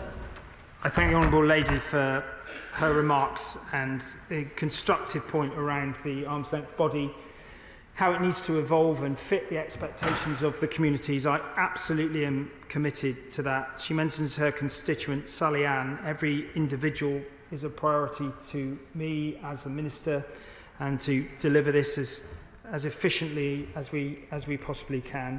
She talks about benefits disregards. I mentioned the tax disregards as well. The systems need to recognise what we're doing with these payments to individuals. We've tried to address everything we can think of to make this flow as quickly as possible, and I hope indeed that will be the case. And she very much have to speak to me again if there are others she wants to raise. Rachel Maskell. Thank you, Madam Deputy Speaker. We are indebted to Sir Brian Landstaff for the comprehensive work that he has undertaken. However, it does leave many questions about the transparency and accountability of government, to this place, to committees, but also to the public. Can we ensure, moving forward, that those infected and affected are involved in co-producing the outcomes of the recommendations, but also that the separate departments are held to account, not least the Department of Health, saying many of those recommendations will fall on that department, and that the Secretary of State for that department is directly accountable in this new spirit of transparency to this House and beyond. Minister. I thank the Honourable Lady for her question. And of course, many of these events happened over a very wide time span, back 40 or 50 years. But the issue is, what can we do going forward? She makes a very reasonable point about involving the infected and affected communities in this process. And clearly, one of the things that I've mentioned is the arm's length body having sufficient distance from government to give confidence to the community. We need to get that right, and we need to make sure that the appropriate governance is in place so that the representatives of those communities can have meaningful influence in how they engage going forward and on the wider issues that she's mentioned. Jason McCartney. Thank you, Madam Deputy Speaker. I really welcome this detailed and thorough statement, and I welcome it on behalf of two of the victims in particular. An unnamed constituent who actually came to my first ever advice surgery back in 2010 at Huddersfield Town Hall. He told me how during a blood transfusion he'd been infected with HIV, hepatitis C and CJD. But also on behalf of another victim, Mel McKay, who, although she's not a constituent, she lives on the east coast of Yorkshire, we've become friends over many years whilst campaigning on this issue. But can I also ask that as well as delivering compensation rapidly, can the Minister also confirm there will actually be no time limits at all on when the victims actually start applying and completing their applications for compensation? Minister. Thank the Honourable Gentleman for his question. We will be having a review after 3 years to look at what the lifespan of the arm's length body should be. I acknowledge the challenge too with people who've got multiple conditions, and that's why I think I mentioned in my statement multiple awards, and that was one of the issues that the independent expert panel grappled with. But we want to make this accessible to everyone who is entitled, and I don't want to have artificial cut-off points that aren't that are unnecessary. But we do also need to make sure that we have an organisation that's fit for purpose to deliver this quickly. Catherine West. Thank you very much, Madam Deputy Speaker. My constituents Della Rines and Ruth Spellman have been active coming to Parliament and talking about the distress experienced by their families for many, many years. And my question is, firstly, would the Minister and the Shadow Ministers pay tribute to their work? But secondly, whether the Minister envisages that there will be any criminal convictions or any manslaughter charges due to individuals who may have really done the wrong thing. Well, I'm very happy to pay tribute to the work of Della and Ruth. Sometimes many of these individuals have been campaigning for 20, 30 or 40 years, and I pay tribute to all of them today. With respect to the criminal charges, I'm just not in a position today to make a comment on that, but I do think that there will be work to be done to examine the report fully and make an assessment of those at a future point. Caroline Anderson. Thank you, Madam Deputy Speaker, and I welcome the Paymaster General's statement today, and I'd like to put my thanks also on the record to Sir Brian and pay tribute to the campaigners who never gave up, and one campaigner in particular in my own constituency, who I won't name, but will know that I'm speaking of her. She lost her mother and can never be compensated for that, but she also gave up her job and her income. She doesn't regret it for a moment, but it has left her financially fragile in these later years, to the point that I've advocated with her mortgage lender for a stay of execution, a breathing space ahead of any potential compensation. So I know my right honourable friend can't comment on individual cases, but can he restate that as a child of a victim, she has been affected? I believe she qualifies on multiple measures, but can he today restate that for the lender and for her confidence and for my satisfaction? And really, again, I add my voice to that dire need for swift action. Time is precious. I'm grateful to my honourable friend for her sensitive portrayal of the individual circumstances of her constituent. And of course, this financial vulnerability that impacts so many affected because of the impact on the infected is why that we are bringing forward the scheme in the way that we have. I think she also highlights, well, I'm happy to confirm that the affected individual will be able to claim in their own right, informed by the qualification of the infected individual and the estate of the infected individual. But again, I recognise that a tariff-based system will inevitably have limitations. And so therefore, that's why the appeal mechanism, not beyond getting the parameters absolutely right in terms of the severity bandings, care costs and so on, there must also be an appeal mechanism, a mechanism to challenge, such that we can ensure that everyone receives justice in an individual way. Florence Eshalomi. Thank you, Madam Deputy Speaker. Minister, earlier this year, on the 18th of January, I raised the case of my constituent, Nigel Wimborne, a victim of infected blood. As a result, Nigel developed various health issues, including renal failure and liver cirrhosis. Nigel wanted, and I quote, a faster resolution to the infected blood scandal compensation before it's too late for myself and others to see full and final resolution. Sadly, Nigel was too ill, and he contacted me again and his sister mentioned that she did not want him to be the latest statistic in this horrible affair. Nigel passed away on the 9th of March. He was just 63 years old. I spoke to his partner earlier this morning, and he's absolutely devastated. They've lived together for over 20 years, and he dedicated his life, giving up his career to be Nigel's full-time carer. So on his behalf, I asked the Minister, that 90 days will seem like 90 years for them. Can this timeline be expedited as soon as possible? Minister. I'm grateful to the Honourable Lady for her tribute to Nigel and his life, and I'm very sorry for obviously the loss to his family. I do recognise the frustration of even one day's delay. I have done everything I can to move these payments forward as quickly as I possibly can, recognising all the different dependencies. If I could write the cheques myself personally, I would, but I can't. And I will continue to do all that I can. I said that these payments would begin in the summer. I want them to happen as soon as possible. 90 days isn't a deadline. I mean, it's not an obligation, and we wanted to get them out as soon as possible, and where we can, we will. Tom Hunt. Deputy Speaker, I welcome the statement today, just as I welcome the Prime Minister's statement yesterday. My constituent Alan has been campaigning for 37 years for justice. He himself was infected as part of this scandal. The more I find out about this, the more chilling it becomes. Frankly, sometimes it reads like a plot from a horror movie. And maybe one day it might even be one. But that is how bad and chilling this scandal is. But of course we know that this isn't the only example of public organisations failing the people who it's there to serve.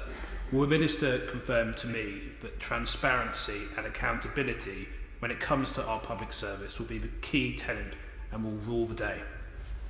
Minister. Absolutely I can.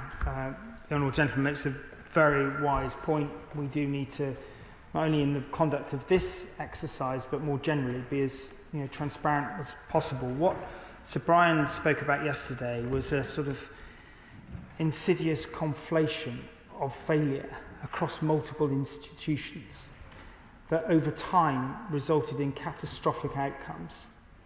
We need to come to terms properly with that and ensure that we put in whatever it takes to stop those things from happening again. Paul Gervin. Minister, thank you for your statement today to the House.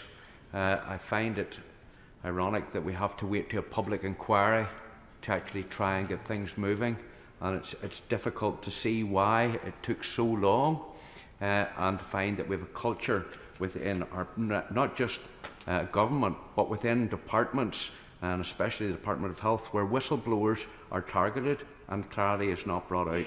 But in saying that, I want to just ask a question in relation to the 12 recommendations brought forward by Sir Brian. The timeline for implementation of all of those recommendations, which go across departments, and this would mean taking this to Cabinet and ensuring that all departments address the aspects of this report that affect them. And I want to see a timeline for that and know what dates we can ensure that all implementation of all 12 recommendations. Minister. I thank the Honourable Gentleman for his question. He's right to set the need for a timeline on this. I'm not in a position to do that today, but I have set out that the House will have the opportunity for a debate on the report soon after Whitsun. I think that will be the opportunity to give some initial clarity on what steps are going to be taken. As you can appreciate, and I think the whole House will appreciate, as the Honourable Gentleman appreciates, and the whole House appreciates, there's a lot of complexity in this, and we want to give timetables that we can honour and deliver on. Holly Mumby-Croft. Thank you, Madam Deputy Speaker. Can I draw my right honourable friend's attention again to the issue of tracing all of those affected and supporting those who may not be known to the inquiry, may not be registered with one of our really good support organisations and who may not be on any list. I've just today had contact from a family in my constituency, one of whom is very unwell with an illness they believe they contracted from transfusions they had in the 1970s and 80s. What advice would he give them on the steps that they should take to determine if they are eligible for this compensation? Minister. Well, the Honourable Lady, as ever, makes a very sensible point. The issues around, as time evolves backwards, or as time backwards, the issues of verifying what it takes to qualify if somebody isn't registered at the moment is something very much that the new body will need to clarify. I hope that through this process of meaningful engagement in the coming weeks, that some of these issues can be satisfactorily resolved. We want to be as accessible as we can to all those that qualify and make the verification process for those that qualify as straightforward as reasonably possible, and that is the guiding principle. The details of that I can't give here today, but she makes a point that I will come back to at a future point. Lloyd Russell-Moore. Thank you. I pay tribute to my constituent Mark Ward, who is here today and who contacted me very early on when I became Member of Parliament, and who has continued, as with many, to be dogged in their campaign. And this is some vindication, but justice will not be served until they have seen all the aspects of the report being implemented.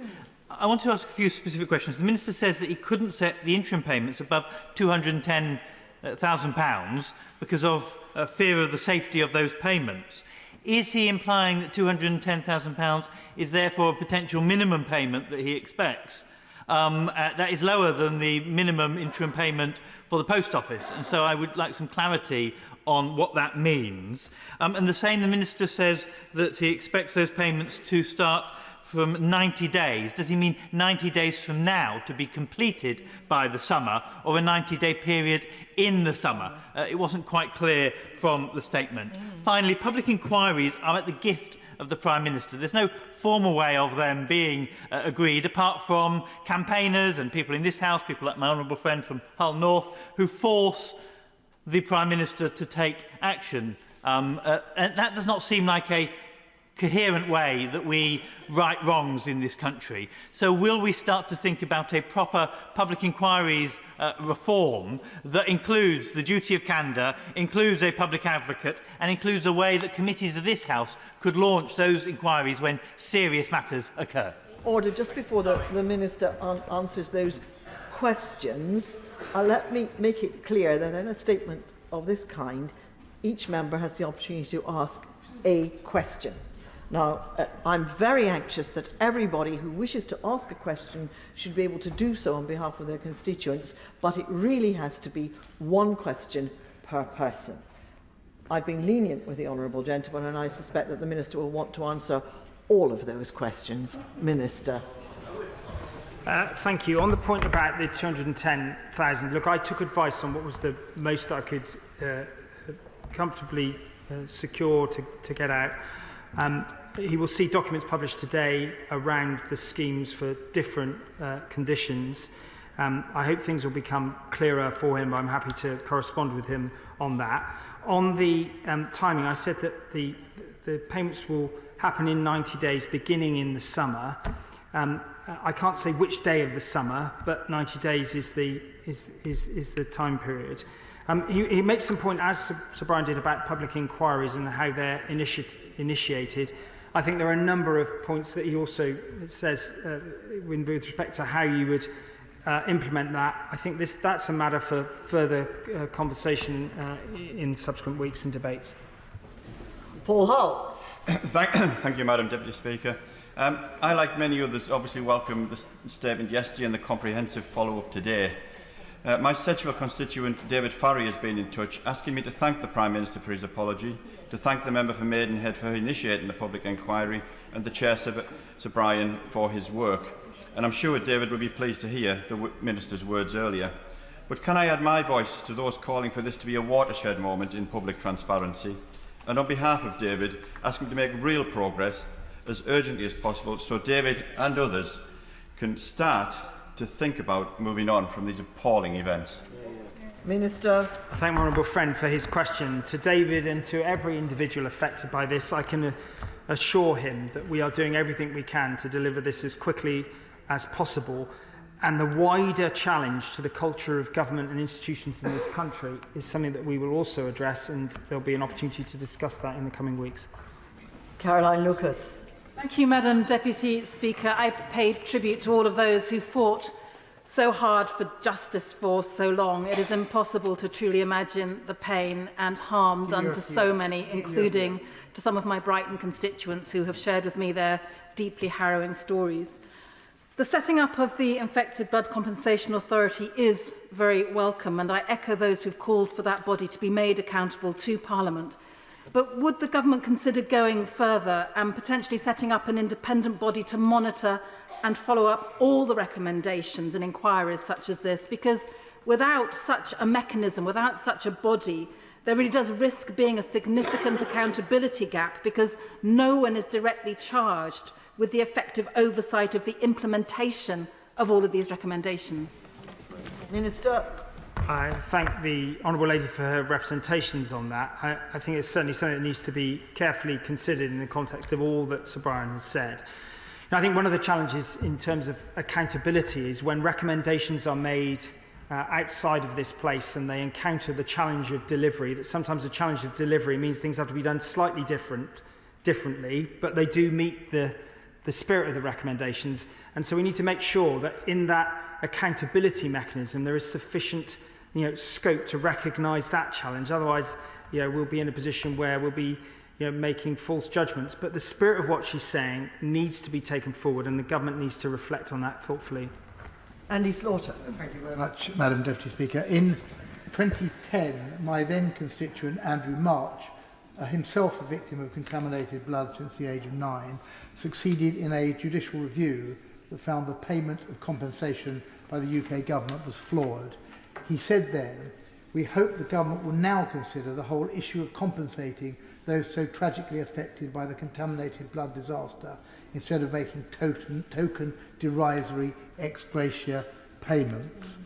It's taken a further 14 years for government to follow the leads of the courts and now the inquiry in calling for justice for Andrew and the thousands of other victims. From 2010, we attended countless meetings, debates and briefings, and heard warm words from a succession of health ministers. Nothing happened for years, and then matters proceeded at a glacial pace. What mechanism will be enforced to ensure the scheme announced today is implemented with rigour and urgency?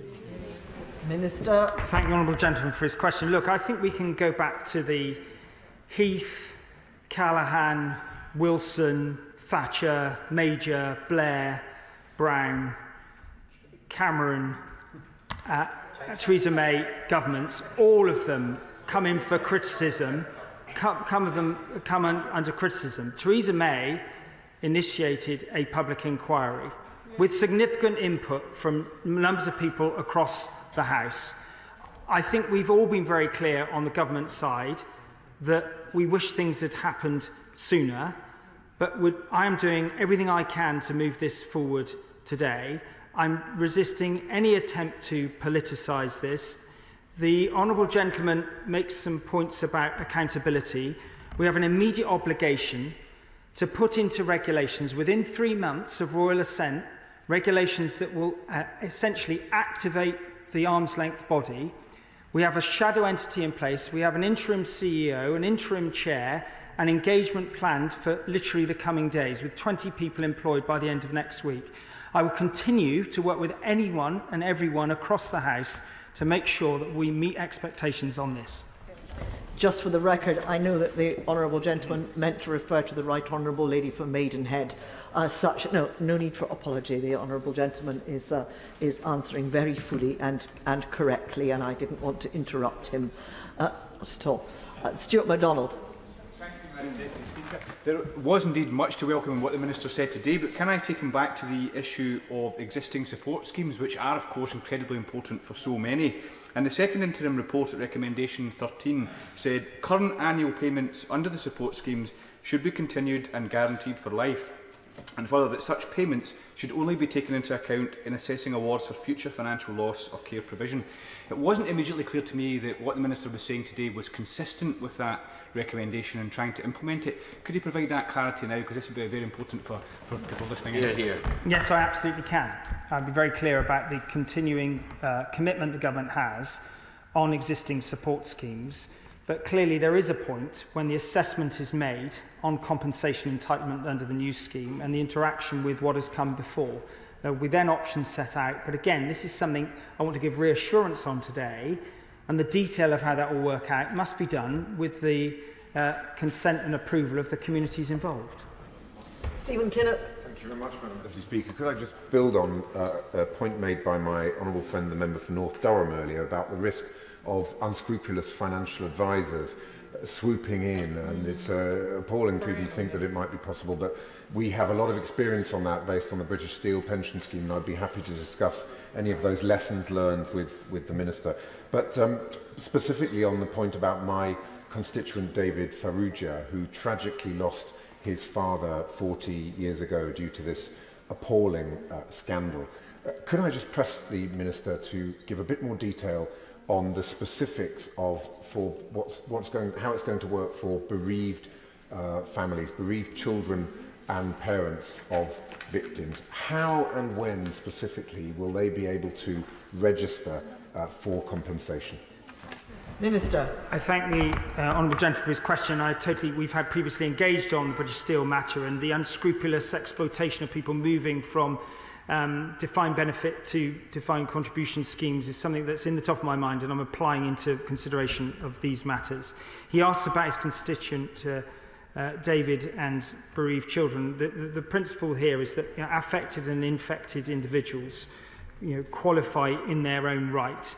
The passporting of affected to qualify based on the infected and the estates of infected is clear. The details of how that process will happen will become very clear very quickly. We will have resources available through a website to register for updates in order that people can receive that as quickly as they wish. But forgive me, I can't say more than that today, but I think I've set out the principles of how this will operate. The operationalisation needs to happen quickly, and I will update more in due course. Andrew Bridgen. Thank you, Madam Deputy Speaker, and I'd like to pay tribute to my constituent, Robert Angwin, who's campaigned for justice for himself and all others affected by this scandal for decades. Yesterday and today, from both sides of the House, we've heard the line, lessons have been learned, action will be taken. Madam Deputy Speaker, I imagine that's exactly what we would have heard in 1972 if we're here when the thalidomide scandal broke 11 years later. Since then, we've had OxyContin, we've had Vioxx, we've had Primados. The list goes on and on, Madam Deputy Speaker, all the way to the experimental COVID-19 vaccines today. Does the Minister agree that the only real lesson that's been learned has been learned by the public, that they can't trust government, any government, to protect them from unsafe medicines and treatments, and crimes have been committed, and it's a crime to cover up a crime? When are the arrests going to start? And if that has to include current and former members of this House, then so be it. I thank the honourable gentleman for his question. I think Sir Robert makes clear some very profound challenges to the British state that need a profound response from government, and that will happen in due course. Hannah Bardell.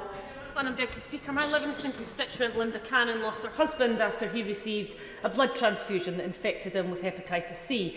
And my constituent Vera Gaskin has stage 2 chronic cirrhosis of the liver from contaminated blood. She spends her life explaining that she is not an alcoholic.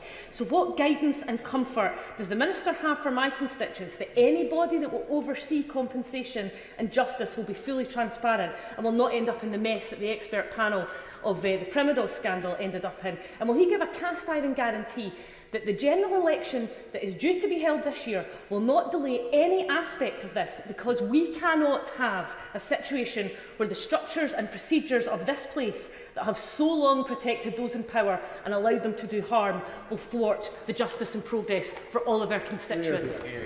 The Honourable Lady makes a powerful representation on behalf of Linda and so many. I can assure her that speed is of the essence, and in all circumstances I'm trying to move forward the will of this House as it is. I can't account for when electoral events will be triggered, but what I can say is that the point about sensitivity to the individual experience, the stigma, the trauma associated with engaging with officialdom in all aspects needs to be properly addressed through the way that this arm's length body is operated. Clive Lewis. Madam Speaker, I wanted to put on record the tenacity of my constituent Steve Bartram, a victim of the blood scandal. He contracted the hepatitis when he was 7, experimented on. Driven out of his home because of people who believed that he had an infectious disease and had to be run out. He then came to my constituency, and I would say to the Minister that he welcomes what's been said, but he's anxious. Like thousands of others, he's anxious that this isn't going to work out. And I guess maybe he could look at a compensation scheme like the Windrush scandal, where less than 10% of those who are owed compensation have received anything. So he and many others, with good reason, are extremely anxious that the government will follow through on this. Can you ensure that they do?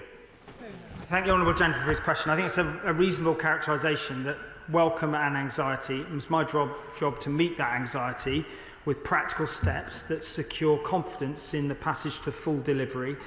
I've set out those in some detail. There'll be a number of documents that he'll be able to use to support what I've said today and to send to his constituents, as all colleagues will across the House.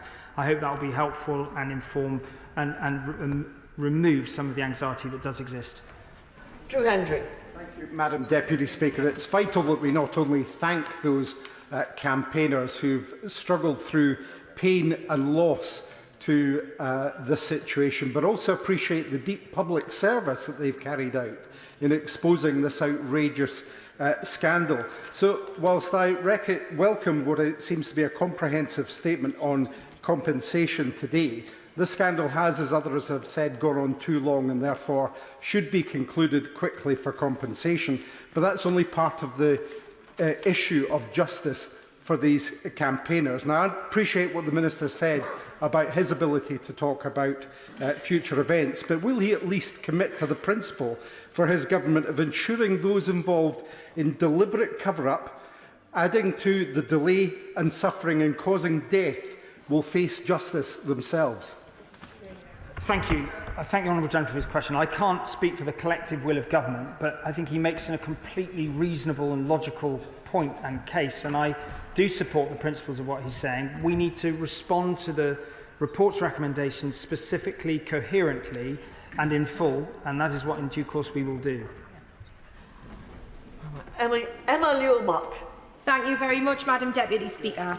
Yesterday's apologies and this compensation is the beginning of justice for the thousands of lives lost and ruined. The Minister will know, though, that Sir Brian Langstaff found downright deception, an attitude of denial. He was clear that this has been no accident. Public service is an honour that comes with great responsibility. Individuals and organisations have failed in that responsibility and betrayed that honour. I've heard the Minister's earlier responses, but can he at least indicate to us when the Government will express a view on criminal charges? I thank the Honourable Lady for a powerful representation on that matter. I cannot give her a categorical assurance. I do hope that by setting out a clear opportunity to discuss the report in its different dimensions, I hope in a few weeks' time, that we will start that process. Obviously, other ministers will lead on some of these matters, and the evidence and where it leads us will also determine what those options are. But I think she speaks for so many across this House that these are serious matters that need a serious response from government in its different elements. Helen Morgan. Very much, Madam Deputy Speaker. I just wanted to acknowledge 3 of my constituents who've been in touch over the last few weeks. One who lost both her brother and her cousin as a result of treatment for haemophilia, and 2, including Karen Pearce, who have suffered lifelong health problems as a result of being infected. Madam Deputy Speaker, I have been in this place for rather less time than most of my colleagues, only less than 2.5 years, and I am struck by the number of scandals where huge institutional cover-ups have happened just in that short period. Can I echo the comments of colleagues from all parties that we must have a duty of candour, because we will repeat this again and again and again until we do. Yes, I thank the Honourable Lady for her point on duty of candour. I think it's one that several have made this afternoon, and the government will reflect and respond in due course very carefully. Thank you. Clive Efford. Deputy Speaker, I welcome the Paymaster General's statement, but we have to remind ourselves that many of us have been coming here for the past year asking for a response to Sir Brian Langstaff's interim report from last April, and we've been told that the government is moving ahead at pace, but there's no evidence of that, even with the statement today. Now, Sir Brian Langstaff has made some clear recommendations about how he wants the oversight of his recommendations going forwards. That must involve the victims of this, because that's why we're here today. Without the victims who have doggedly and determinedly demanded that they have justice in this affair, they have brought us to this point where the Paymaster General is making this statement, and they must have oversight of how we respond to Sir Brian Langstaff's report, and as this House must have, because across both sides of this House, people have been trying to hold the government to account over this. And the Horizon Scheme has an advisory body to oversee compensation, which has an honourable member from this House and from the other place. Do you envisage having any advisory body of a similar sort for this compensation scheme? Well, I don't think you can characterise what I've announced today as not making significant progress. I'm not here to claim credit for it or to say what it's attributed to, other than the work of Sir Brian Langstaff and those who've campaigned. Absolutely, at the core of what I've said, the immediate next steps is the work of Sir Robert Francis to engage with the infected and affected communities, to define the regulations that the government is obliged, rightly so, to bring to this House within 3 months of the royal assent of the bill. He makes another point about how this House could be involved in accountability of that arm's length body. I'm happy to reflect on that and come back at another point. Dan Carden. Thank you, Madam Deputy Speaker. May I put on record my absolute admiration for the victims and their families and their loved ones throughout this process, and pay tribute to my own constituent, Susan Hallwood, and her partner, Dave McCall. Susan had 3 sons, all had haemophilia, and 2 received contaminated blood, and both contracted HIV and died of AIDS. Brian, aged 16, and Stephen, aged 9. And Susan gave evidence at the inquiry, and I want to thank her for doing that. And it's right that they are receiving an apology and compensation, but of course that will never be enough. And I would ask the Minister to address the issue of accountability, the issue of individual accountability for those culpable of doing wrong, and organisational accountability. And I ask him what he can do to make sure that this is not another example of compensation without accountability to add to Hillsborough and Windrush and other scandals that we've seen. The Honourable Gentleman speaks very powerfully about his constituents, Susan, David and their family. I think he also makes the point quite clearly that compensation by itself isn't enough. I think, though, with respect to the wider accountability of institutions, hospitals, civil servants, the interaction between civil servants and government ministers and the NHS, there is a lot of complexity there in how we respond appropriately and thoughtfully, both altogether and on individual cases. So I hope he will respect what I'm saying and hope that we can engage on this at a future point in this chamber. Peter Grant. Thank you, Madam Deputy Speaker. I was contacted this morning by a constituent who, to the best of my knowledge, has never come forward before. That's something we're still trying to establish. As a 12-year-old girl, she received a blood transfusion that was infected with hepatitis B. She has lived with that infection for 70 years because she was infected not in the 1970s but in the 1950s. Can the Minister give an assurance that the compensation and other support that has been outlined today will be available to all victims regardless of how long ago they were infected, and can outline what he's doing to make sure that others like my constituent do not miss out simply because they didn't realise that this applied to them as well? Absolutely, the eligibility is clear. If people were infected by those NHS blood products and infected tissues, that they qualify. The only challenge is how do you verify that when records go back a long way, but those are challenges that can be met and we need to find ways of doing so.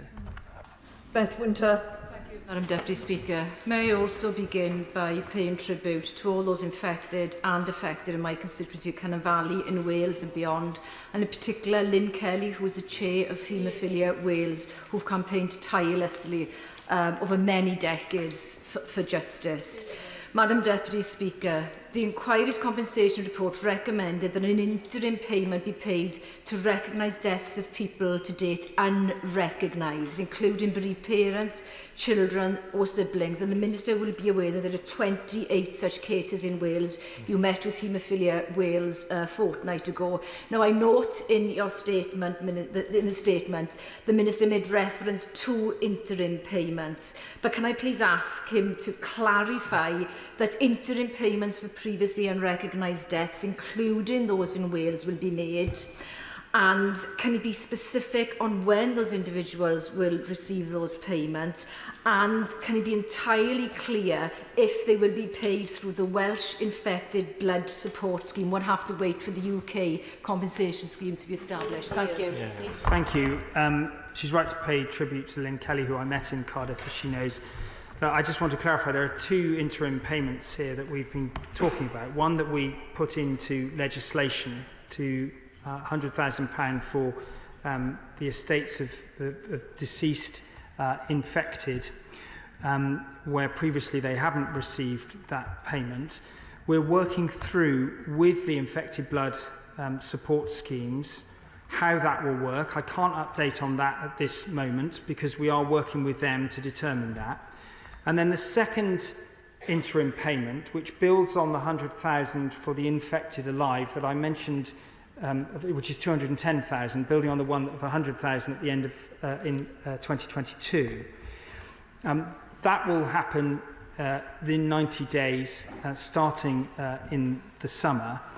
That will be given through the existing infected blood compensation schemes. The interim payment will, in order to expedite that as quickly as possible. And then we will update in the autumn with respect to the balancing payments. You'll recognise that that is part of a bigger payment people will be entitled to, how that works according to the journey of work and engagement with the communities in the next few weeks. Pete Wishart. Thank you ever so much, Madam Deputy Speaker. For over 20 years, I've supported constituents caught up in this unprecedented scandal and tragedy, and I want to mention just two of them. Bill Wright, who the Minister knows, who has led Haemophilia Scotland with such energy and enthusiasm for about the last 2 decades, and a woman called Tricia Tritheridge, who introduced me to the scandal back in 2001 when I was first elected, who unfortunately can't be with us because she died of age-related conditions in 2013. And I want to say to the Minister, well done. I think he's delivered, I have to say that. I think he's answered and reassured people generally well about some of the questions and outstanding issues that are still there. But I sort of suspected they'd be taken about last, so I just want to sort of say to the Minister that he will know what is now required. I think he's got the compensation side of it right. It's the responsibility and accountability side of the equation that now has to be addressed. Now, he's talked about a debate when we come back afterwards.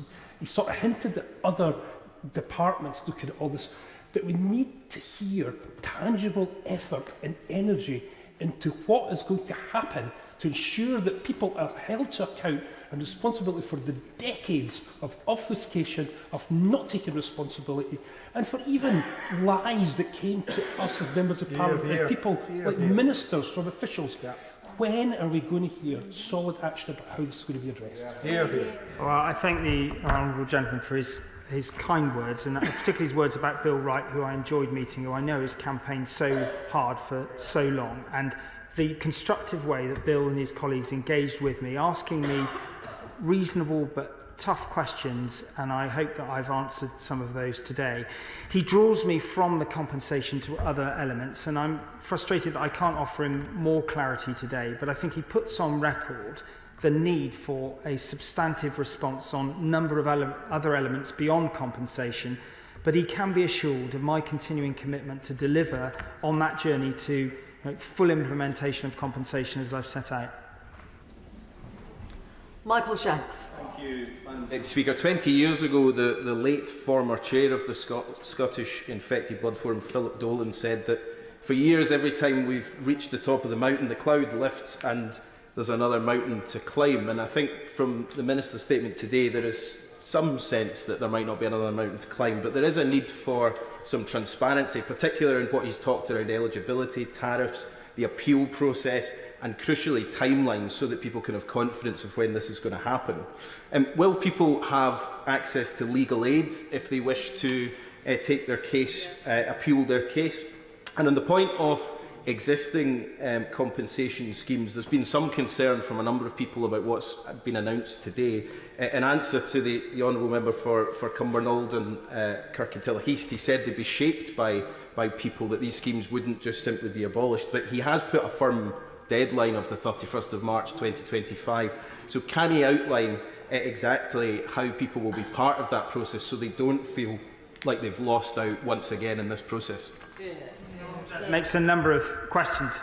I haven't said that the existing schemes will stop on the 31st of March 2025. What I've committed to is that thereafter there is an uncertain process at this point with respect to when individuals will have their full assessment made, and I've made some assertions around how that needs to work. Some of the other things, though, that he makes the point about around accountability, transparency and so on, I haven't set out because they need to be informed by the communities through the process that I've said Sir Robert Francis is leading in the coming weeks. It will be, I hope, a constructive iterative process with government in order that the output of that work will lead to the right position of government subsequently in terms of the regulations we bring before this House. Deirdre Brock. Thank you, Madam Deputy Speaker. Could I start by paying tribute to two of my constituents here today, Rachel and Justine Gordon-Smith, who have fought an extraordinary battle on behalf of their father over many years. And I pay tribute to their strength and to their ability to continue in the face of sometimes what look like intransigence from government. But they and the infected blood community will, I know, welcome much of what the Minister has announced today, but they are understandably wary of government after the deceptions and delays of the past. So can he guarantee full transparency of the deliberations of the arm's length body? And would he agree appropriate governance, as he said, would be achieved by including representatives of the community as members? I thank the Honourable Lady for her question. Indeed, I met Justine Gordon-Smith, and she has been a tenacious campaigner on behalf of so many, and obviously having lost her father.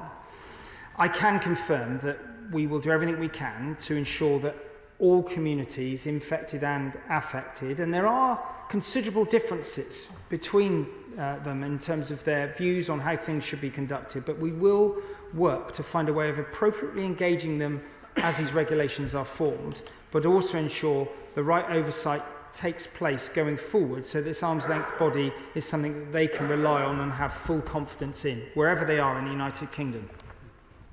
Alison Thewlis. Thank you, Madam Deputy Speaker. I have 6 constituents who've been in touch with me, infected and affected by this awful scandal.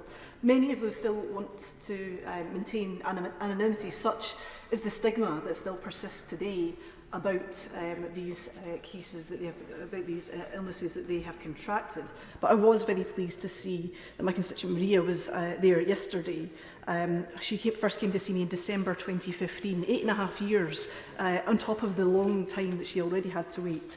Is a long and arduous journey, and I'm glad and I hope that she and all those affected and infected got what they wanted from Sir Brian Langstaff's report yesterday. But to ask specifically about what he said in his statement about interim payments, I'm not clear of whether the 6 constituents in touch with me will be eligible for this, because he said that interim payments will be made to living infected beneficiaries and the estates of those who pass away between now and payments being made. Now, that isn't clear to me that if somebody tragically passed away yesterday, that their estates would not be eligible for this. Neither those from the interim report until the final scheme is in place, whether all of those people would be eligible. And it would be perverse, would it not, that particularly children whose parents have died and adults who have so tragically lost their children might not be eligible for these interim payments. So could I ask for some clarity on that eligibility? Because there are people who should not be losing out. They've already suffered too much, and they should be eligible for these payments as soon as possible. I thank the Honourable Lady for her question, and I note her presence there yesterday alongside me. I'm very happy to engage with her to clarify for her individual constituents. I'm very reluctant to make sort of binding assertions around individuals here on the floor of the House, because I don't want to mislead her or anyone else. But I'd be very happy if she writes to me to respond to her as fully as I can. And finally, Jim Shannon. Madam Deputy Speaker, a real pleasure to ask a question. First of all, can I just thank Government for their apology, thank them for their compensation, and thank the Minister for his tone and his words, which were very humbly spoken, and I think encouraged us all across this chamber. That's not easy to do when you hear all the questions that are put forward.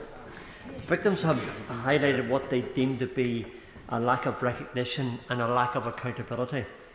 Today there is a recognition, and yet I do feel that within the accountability must be safeguards to ensure that similar medical experimental methods cannot be permitted to take hold and bring these devastating results ever again. So does the Minister not agree that whilst we can put right the wrong, we cannot put right the wrong, we can and must safeguard future children and adults, and this dreadful, family-destroying, heartbreaking, life-changing lesson is one that we all unwillingly and indeed shamefully have learned. Thank the Honourable Gentleman for his thoughtful question, and I want to put on record my satisfaction to be in Belfast as part of the engagement exercise that I undertook. Look, I think in some ways, some of what Sir Brian Langstaff spoke about, we could not envisage happening again because of changes that have happened in the health service and in the way things operate 40 or 50 years on. But what he talks about is much deeper. It's about the culture of transparency and dependency and candour between civil servants, the NHS and government. That is a much more complicated set of issues to meet appropriately and fully. And so, forgive me, I won't be able to respond to his specific point today, but he articulates the challenge that we need to meet as government. And I look forward to playing my part, whatever that is, in meeting it.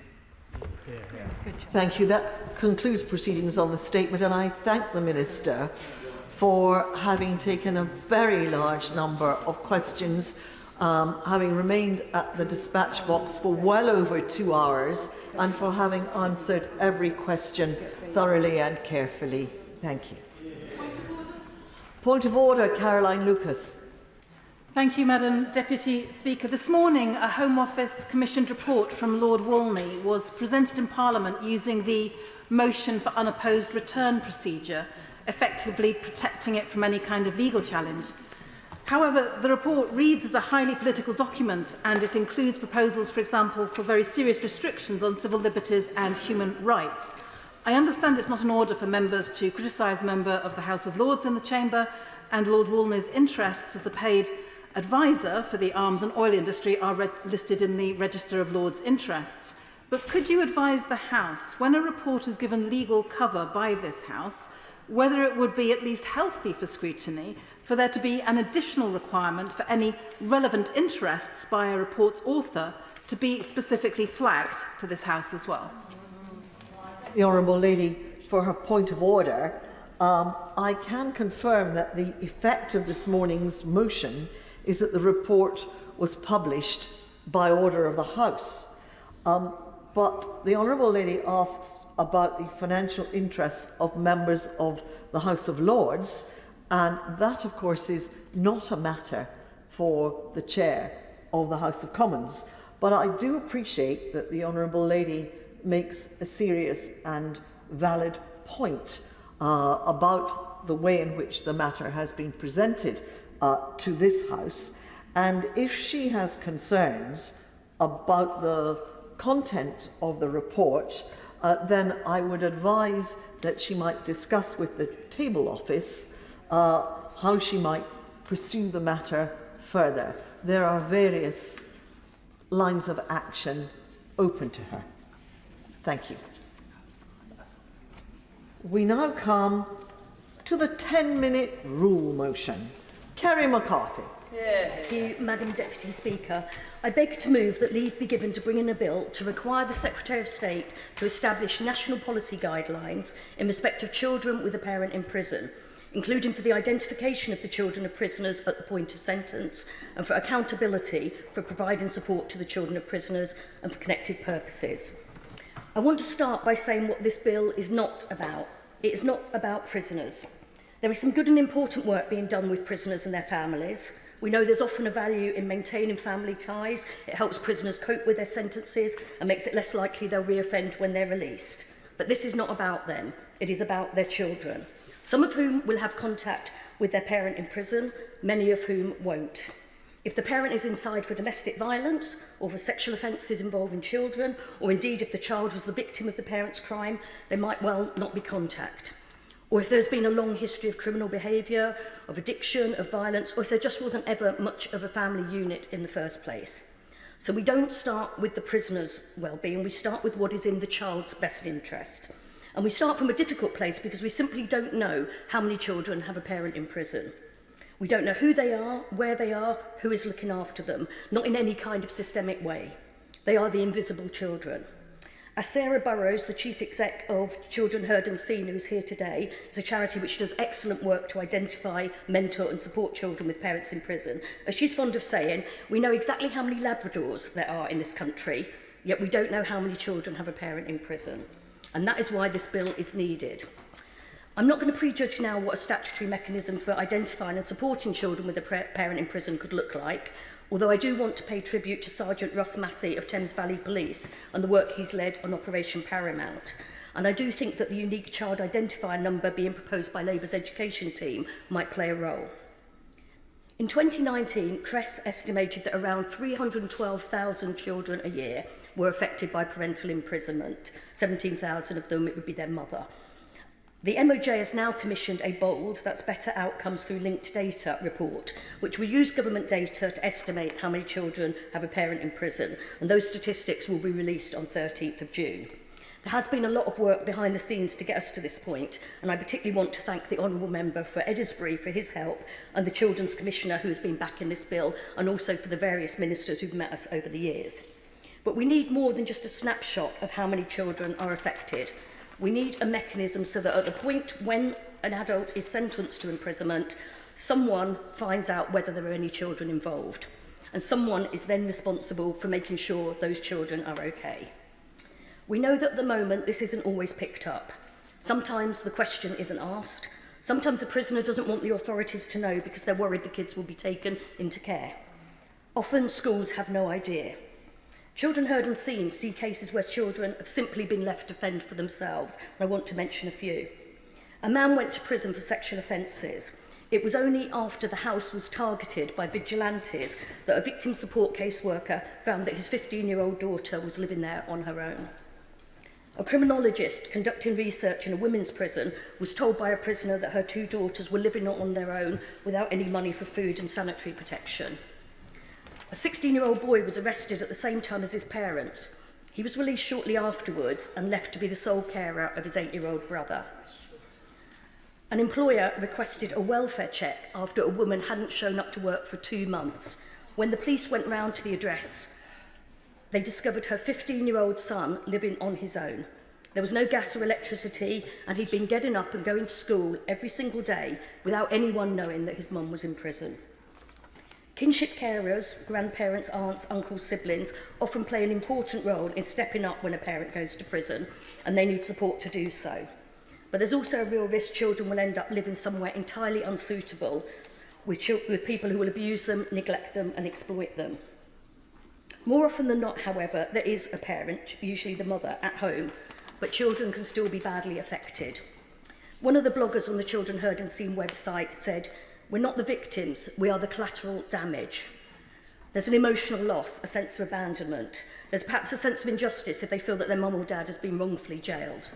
Or there's anger that their mum or dad has chosen to commit a crime, not caring what happens to them as a result. On a practical level, it could mean a big change in the family's financial situation, having to move house, move schools, going on to free school meals. Having to change your names and leave town altogether because it's been all over the papers that your dad is a sex offender. And I've met a family that happened to. And perhaps most damaging of all, it's the stigma and the shame of being associated with a parent's crime. Being bullied at school, being seen as trouble by the teachers. As one mother said, "I'd moved areas because I felt like I was being watched all the time. People were talking and we were being discriminated against when it was not something that we've done. Kids are innocent and I've had to move schools, which has been more upheaval. It's just a nightmare." Children Heard and Seen use the hashtag #ItWasn'tMe. The child hasn't done anything wrong, but in so many ways the child is being punished too. The research from Crest that I mentioned earlier from 2019 found that children of prisoners are at risk of significantly worse outcomes than children not affected by parental imprisonment, including lifelong mental health problems and being involved in the criminal justice system themselves later in life. It's been suggested that 65% of boys with a parent in prison go on to offend. Others say that a child with a parent in prison is 3 or 4 times more likely to get into trouble. Although it is difficult to separate out other factors in a child's upbringing, the same factors that might have led their parent to become involved in crime, like poverty or family instability. What is clear is that by supporting and mentoring children, it is possible to break that cycle. I've met many adults from all walks of life, still deeply affected by the trauma of their childhood experience. We've met in this building, we've shared stories. What is striking is just how difficult it is for them to talk about it many years down the line. A few months ago, I watched a brilliant documentary, The Edge of Everything, about Ronnie O'Sullivan, whose father was jailed for murder when he was 17. And it was actually heartbreaking to hear him talk about it, to see the pain writ large on his face some 30 years later. He's #1 in the world.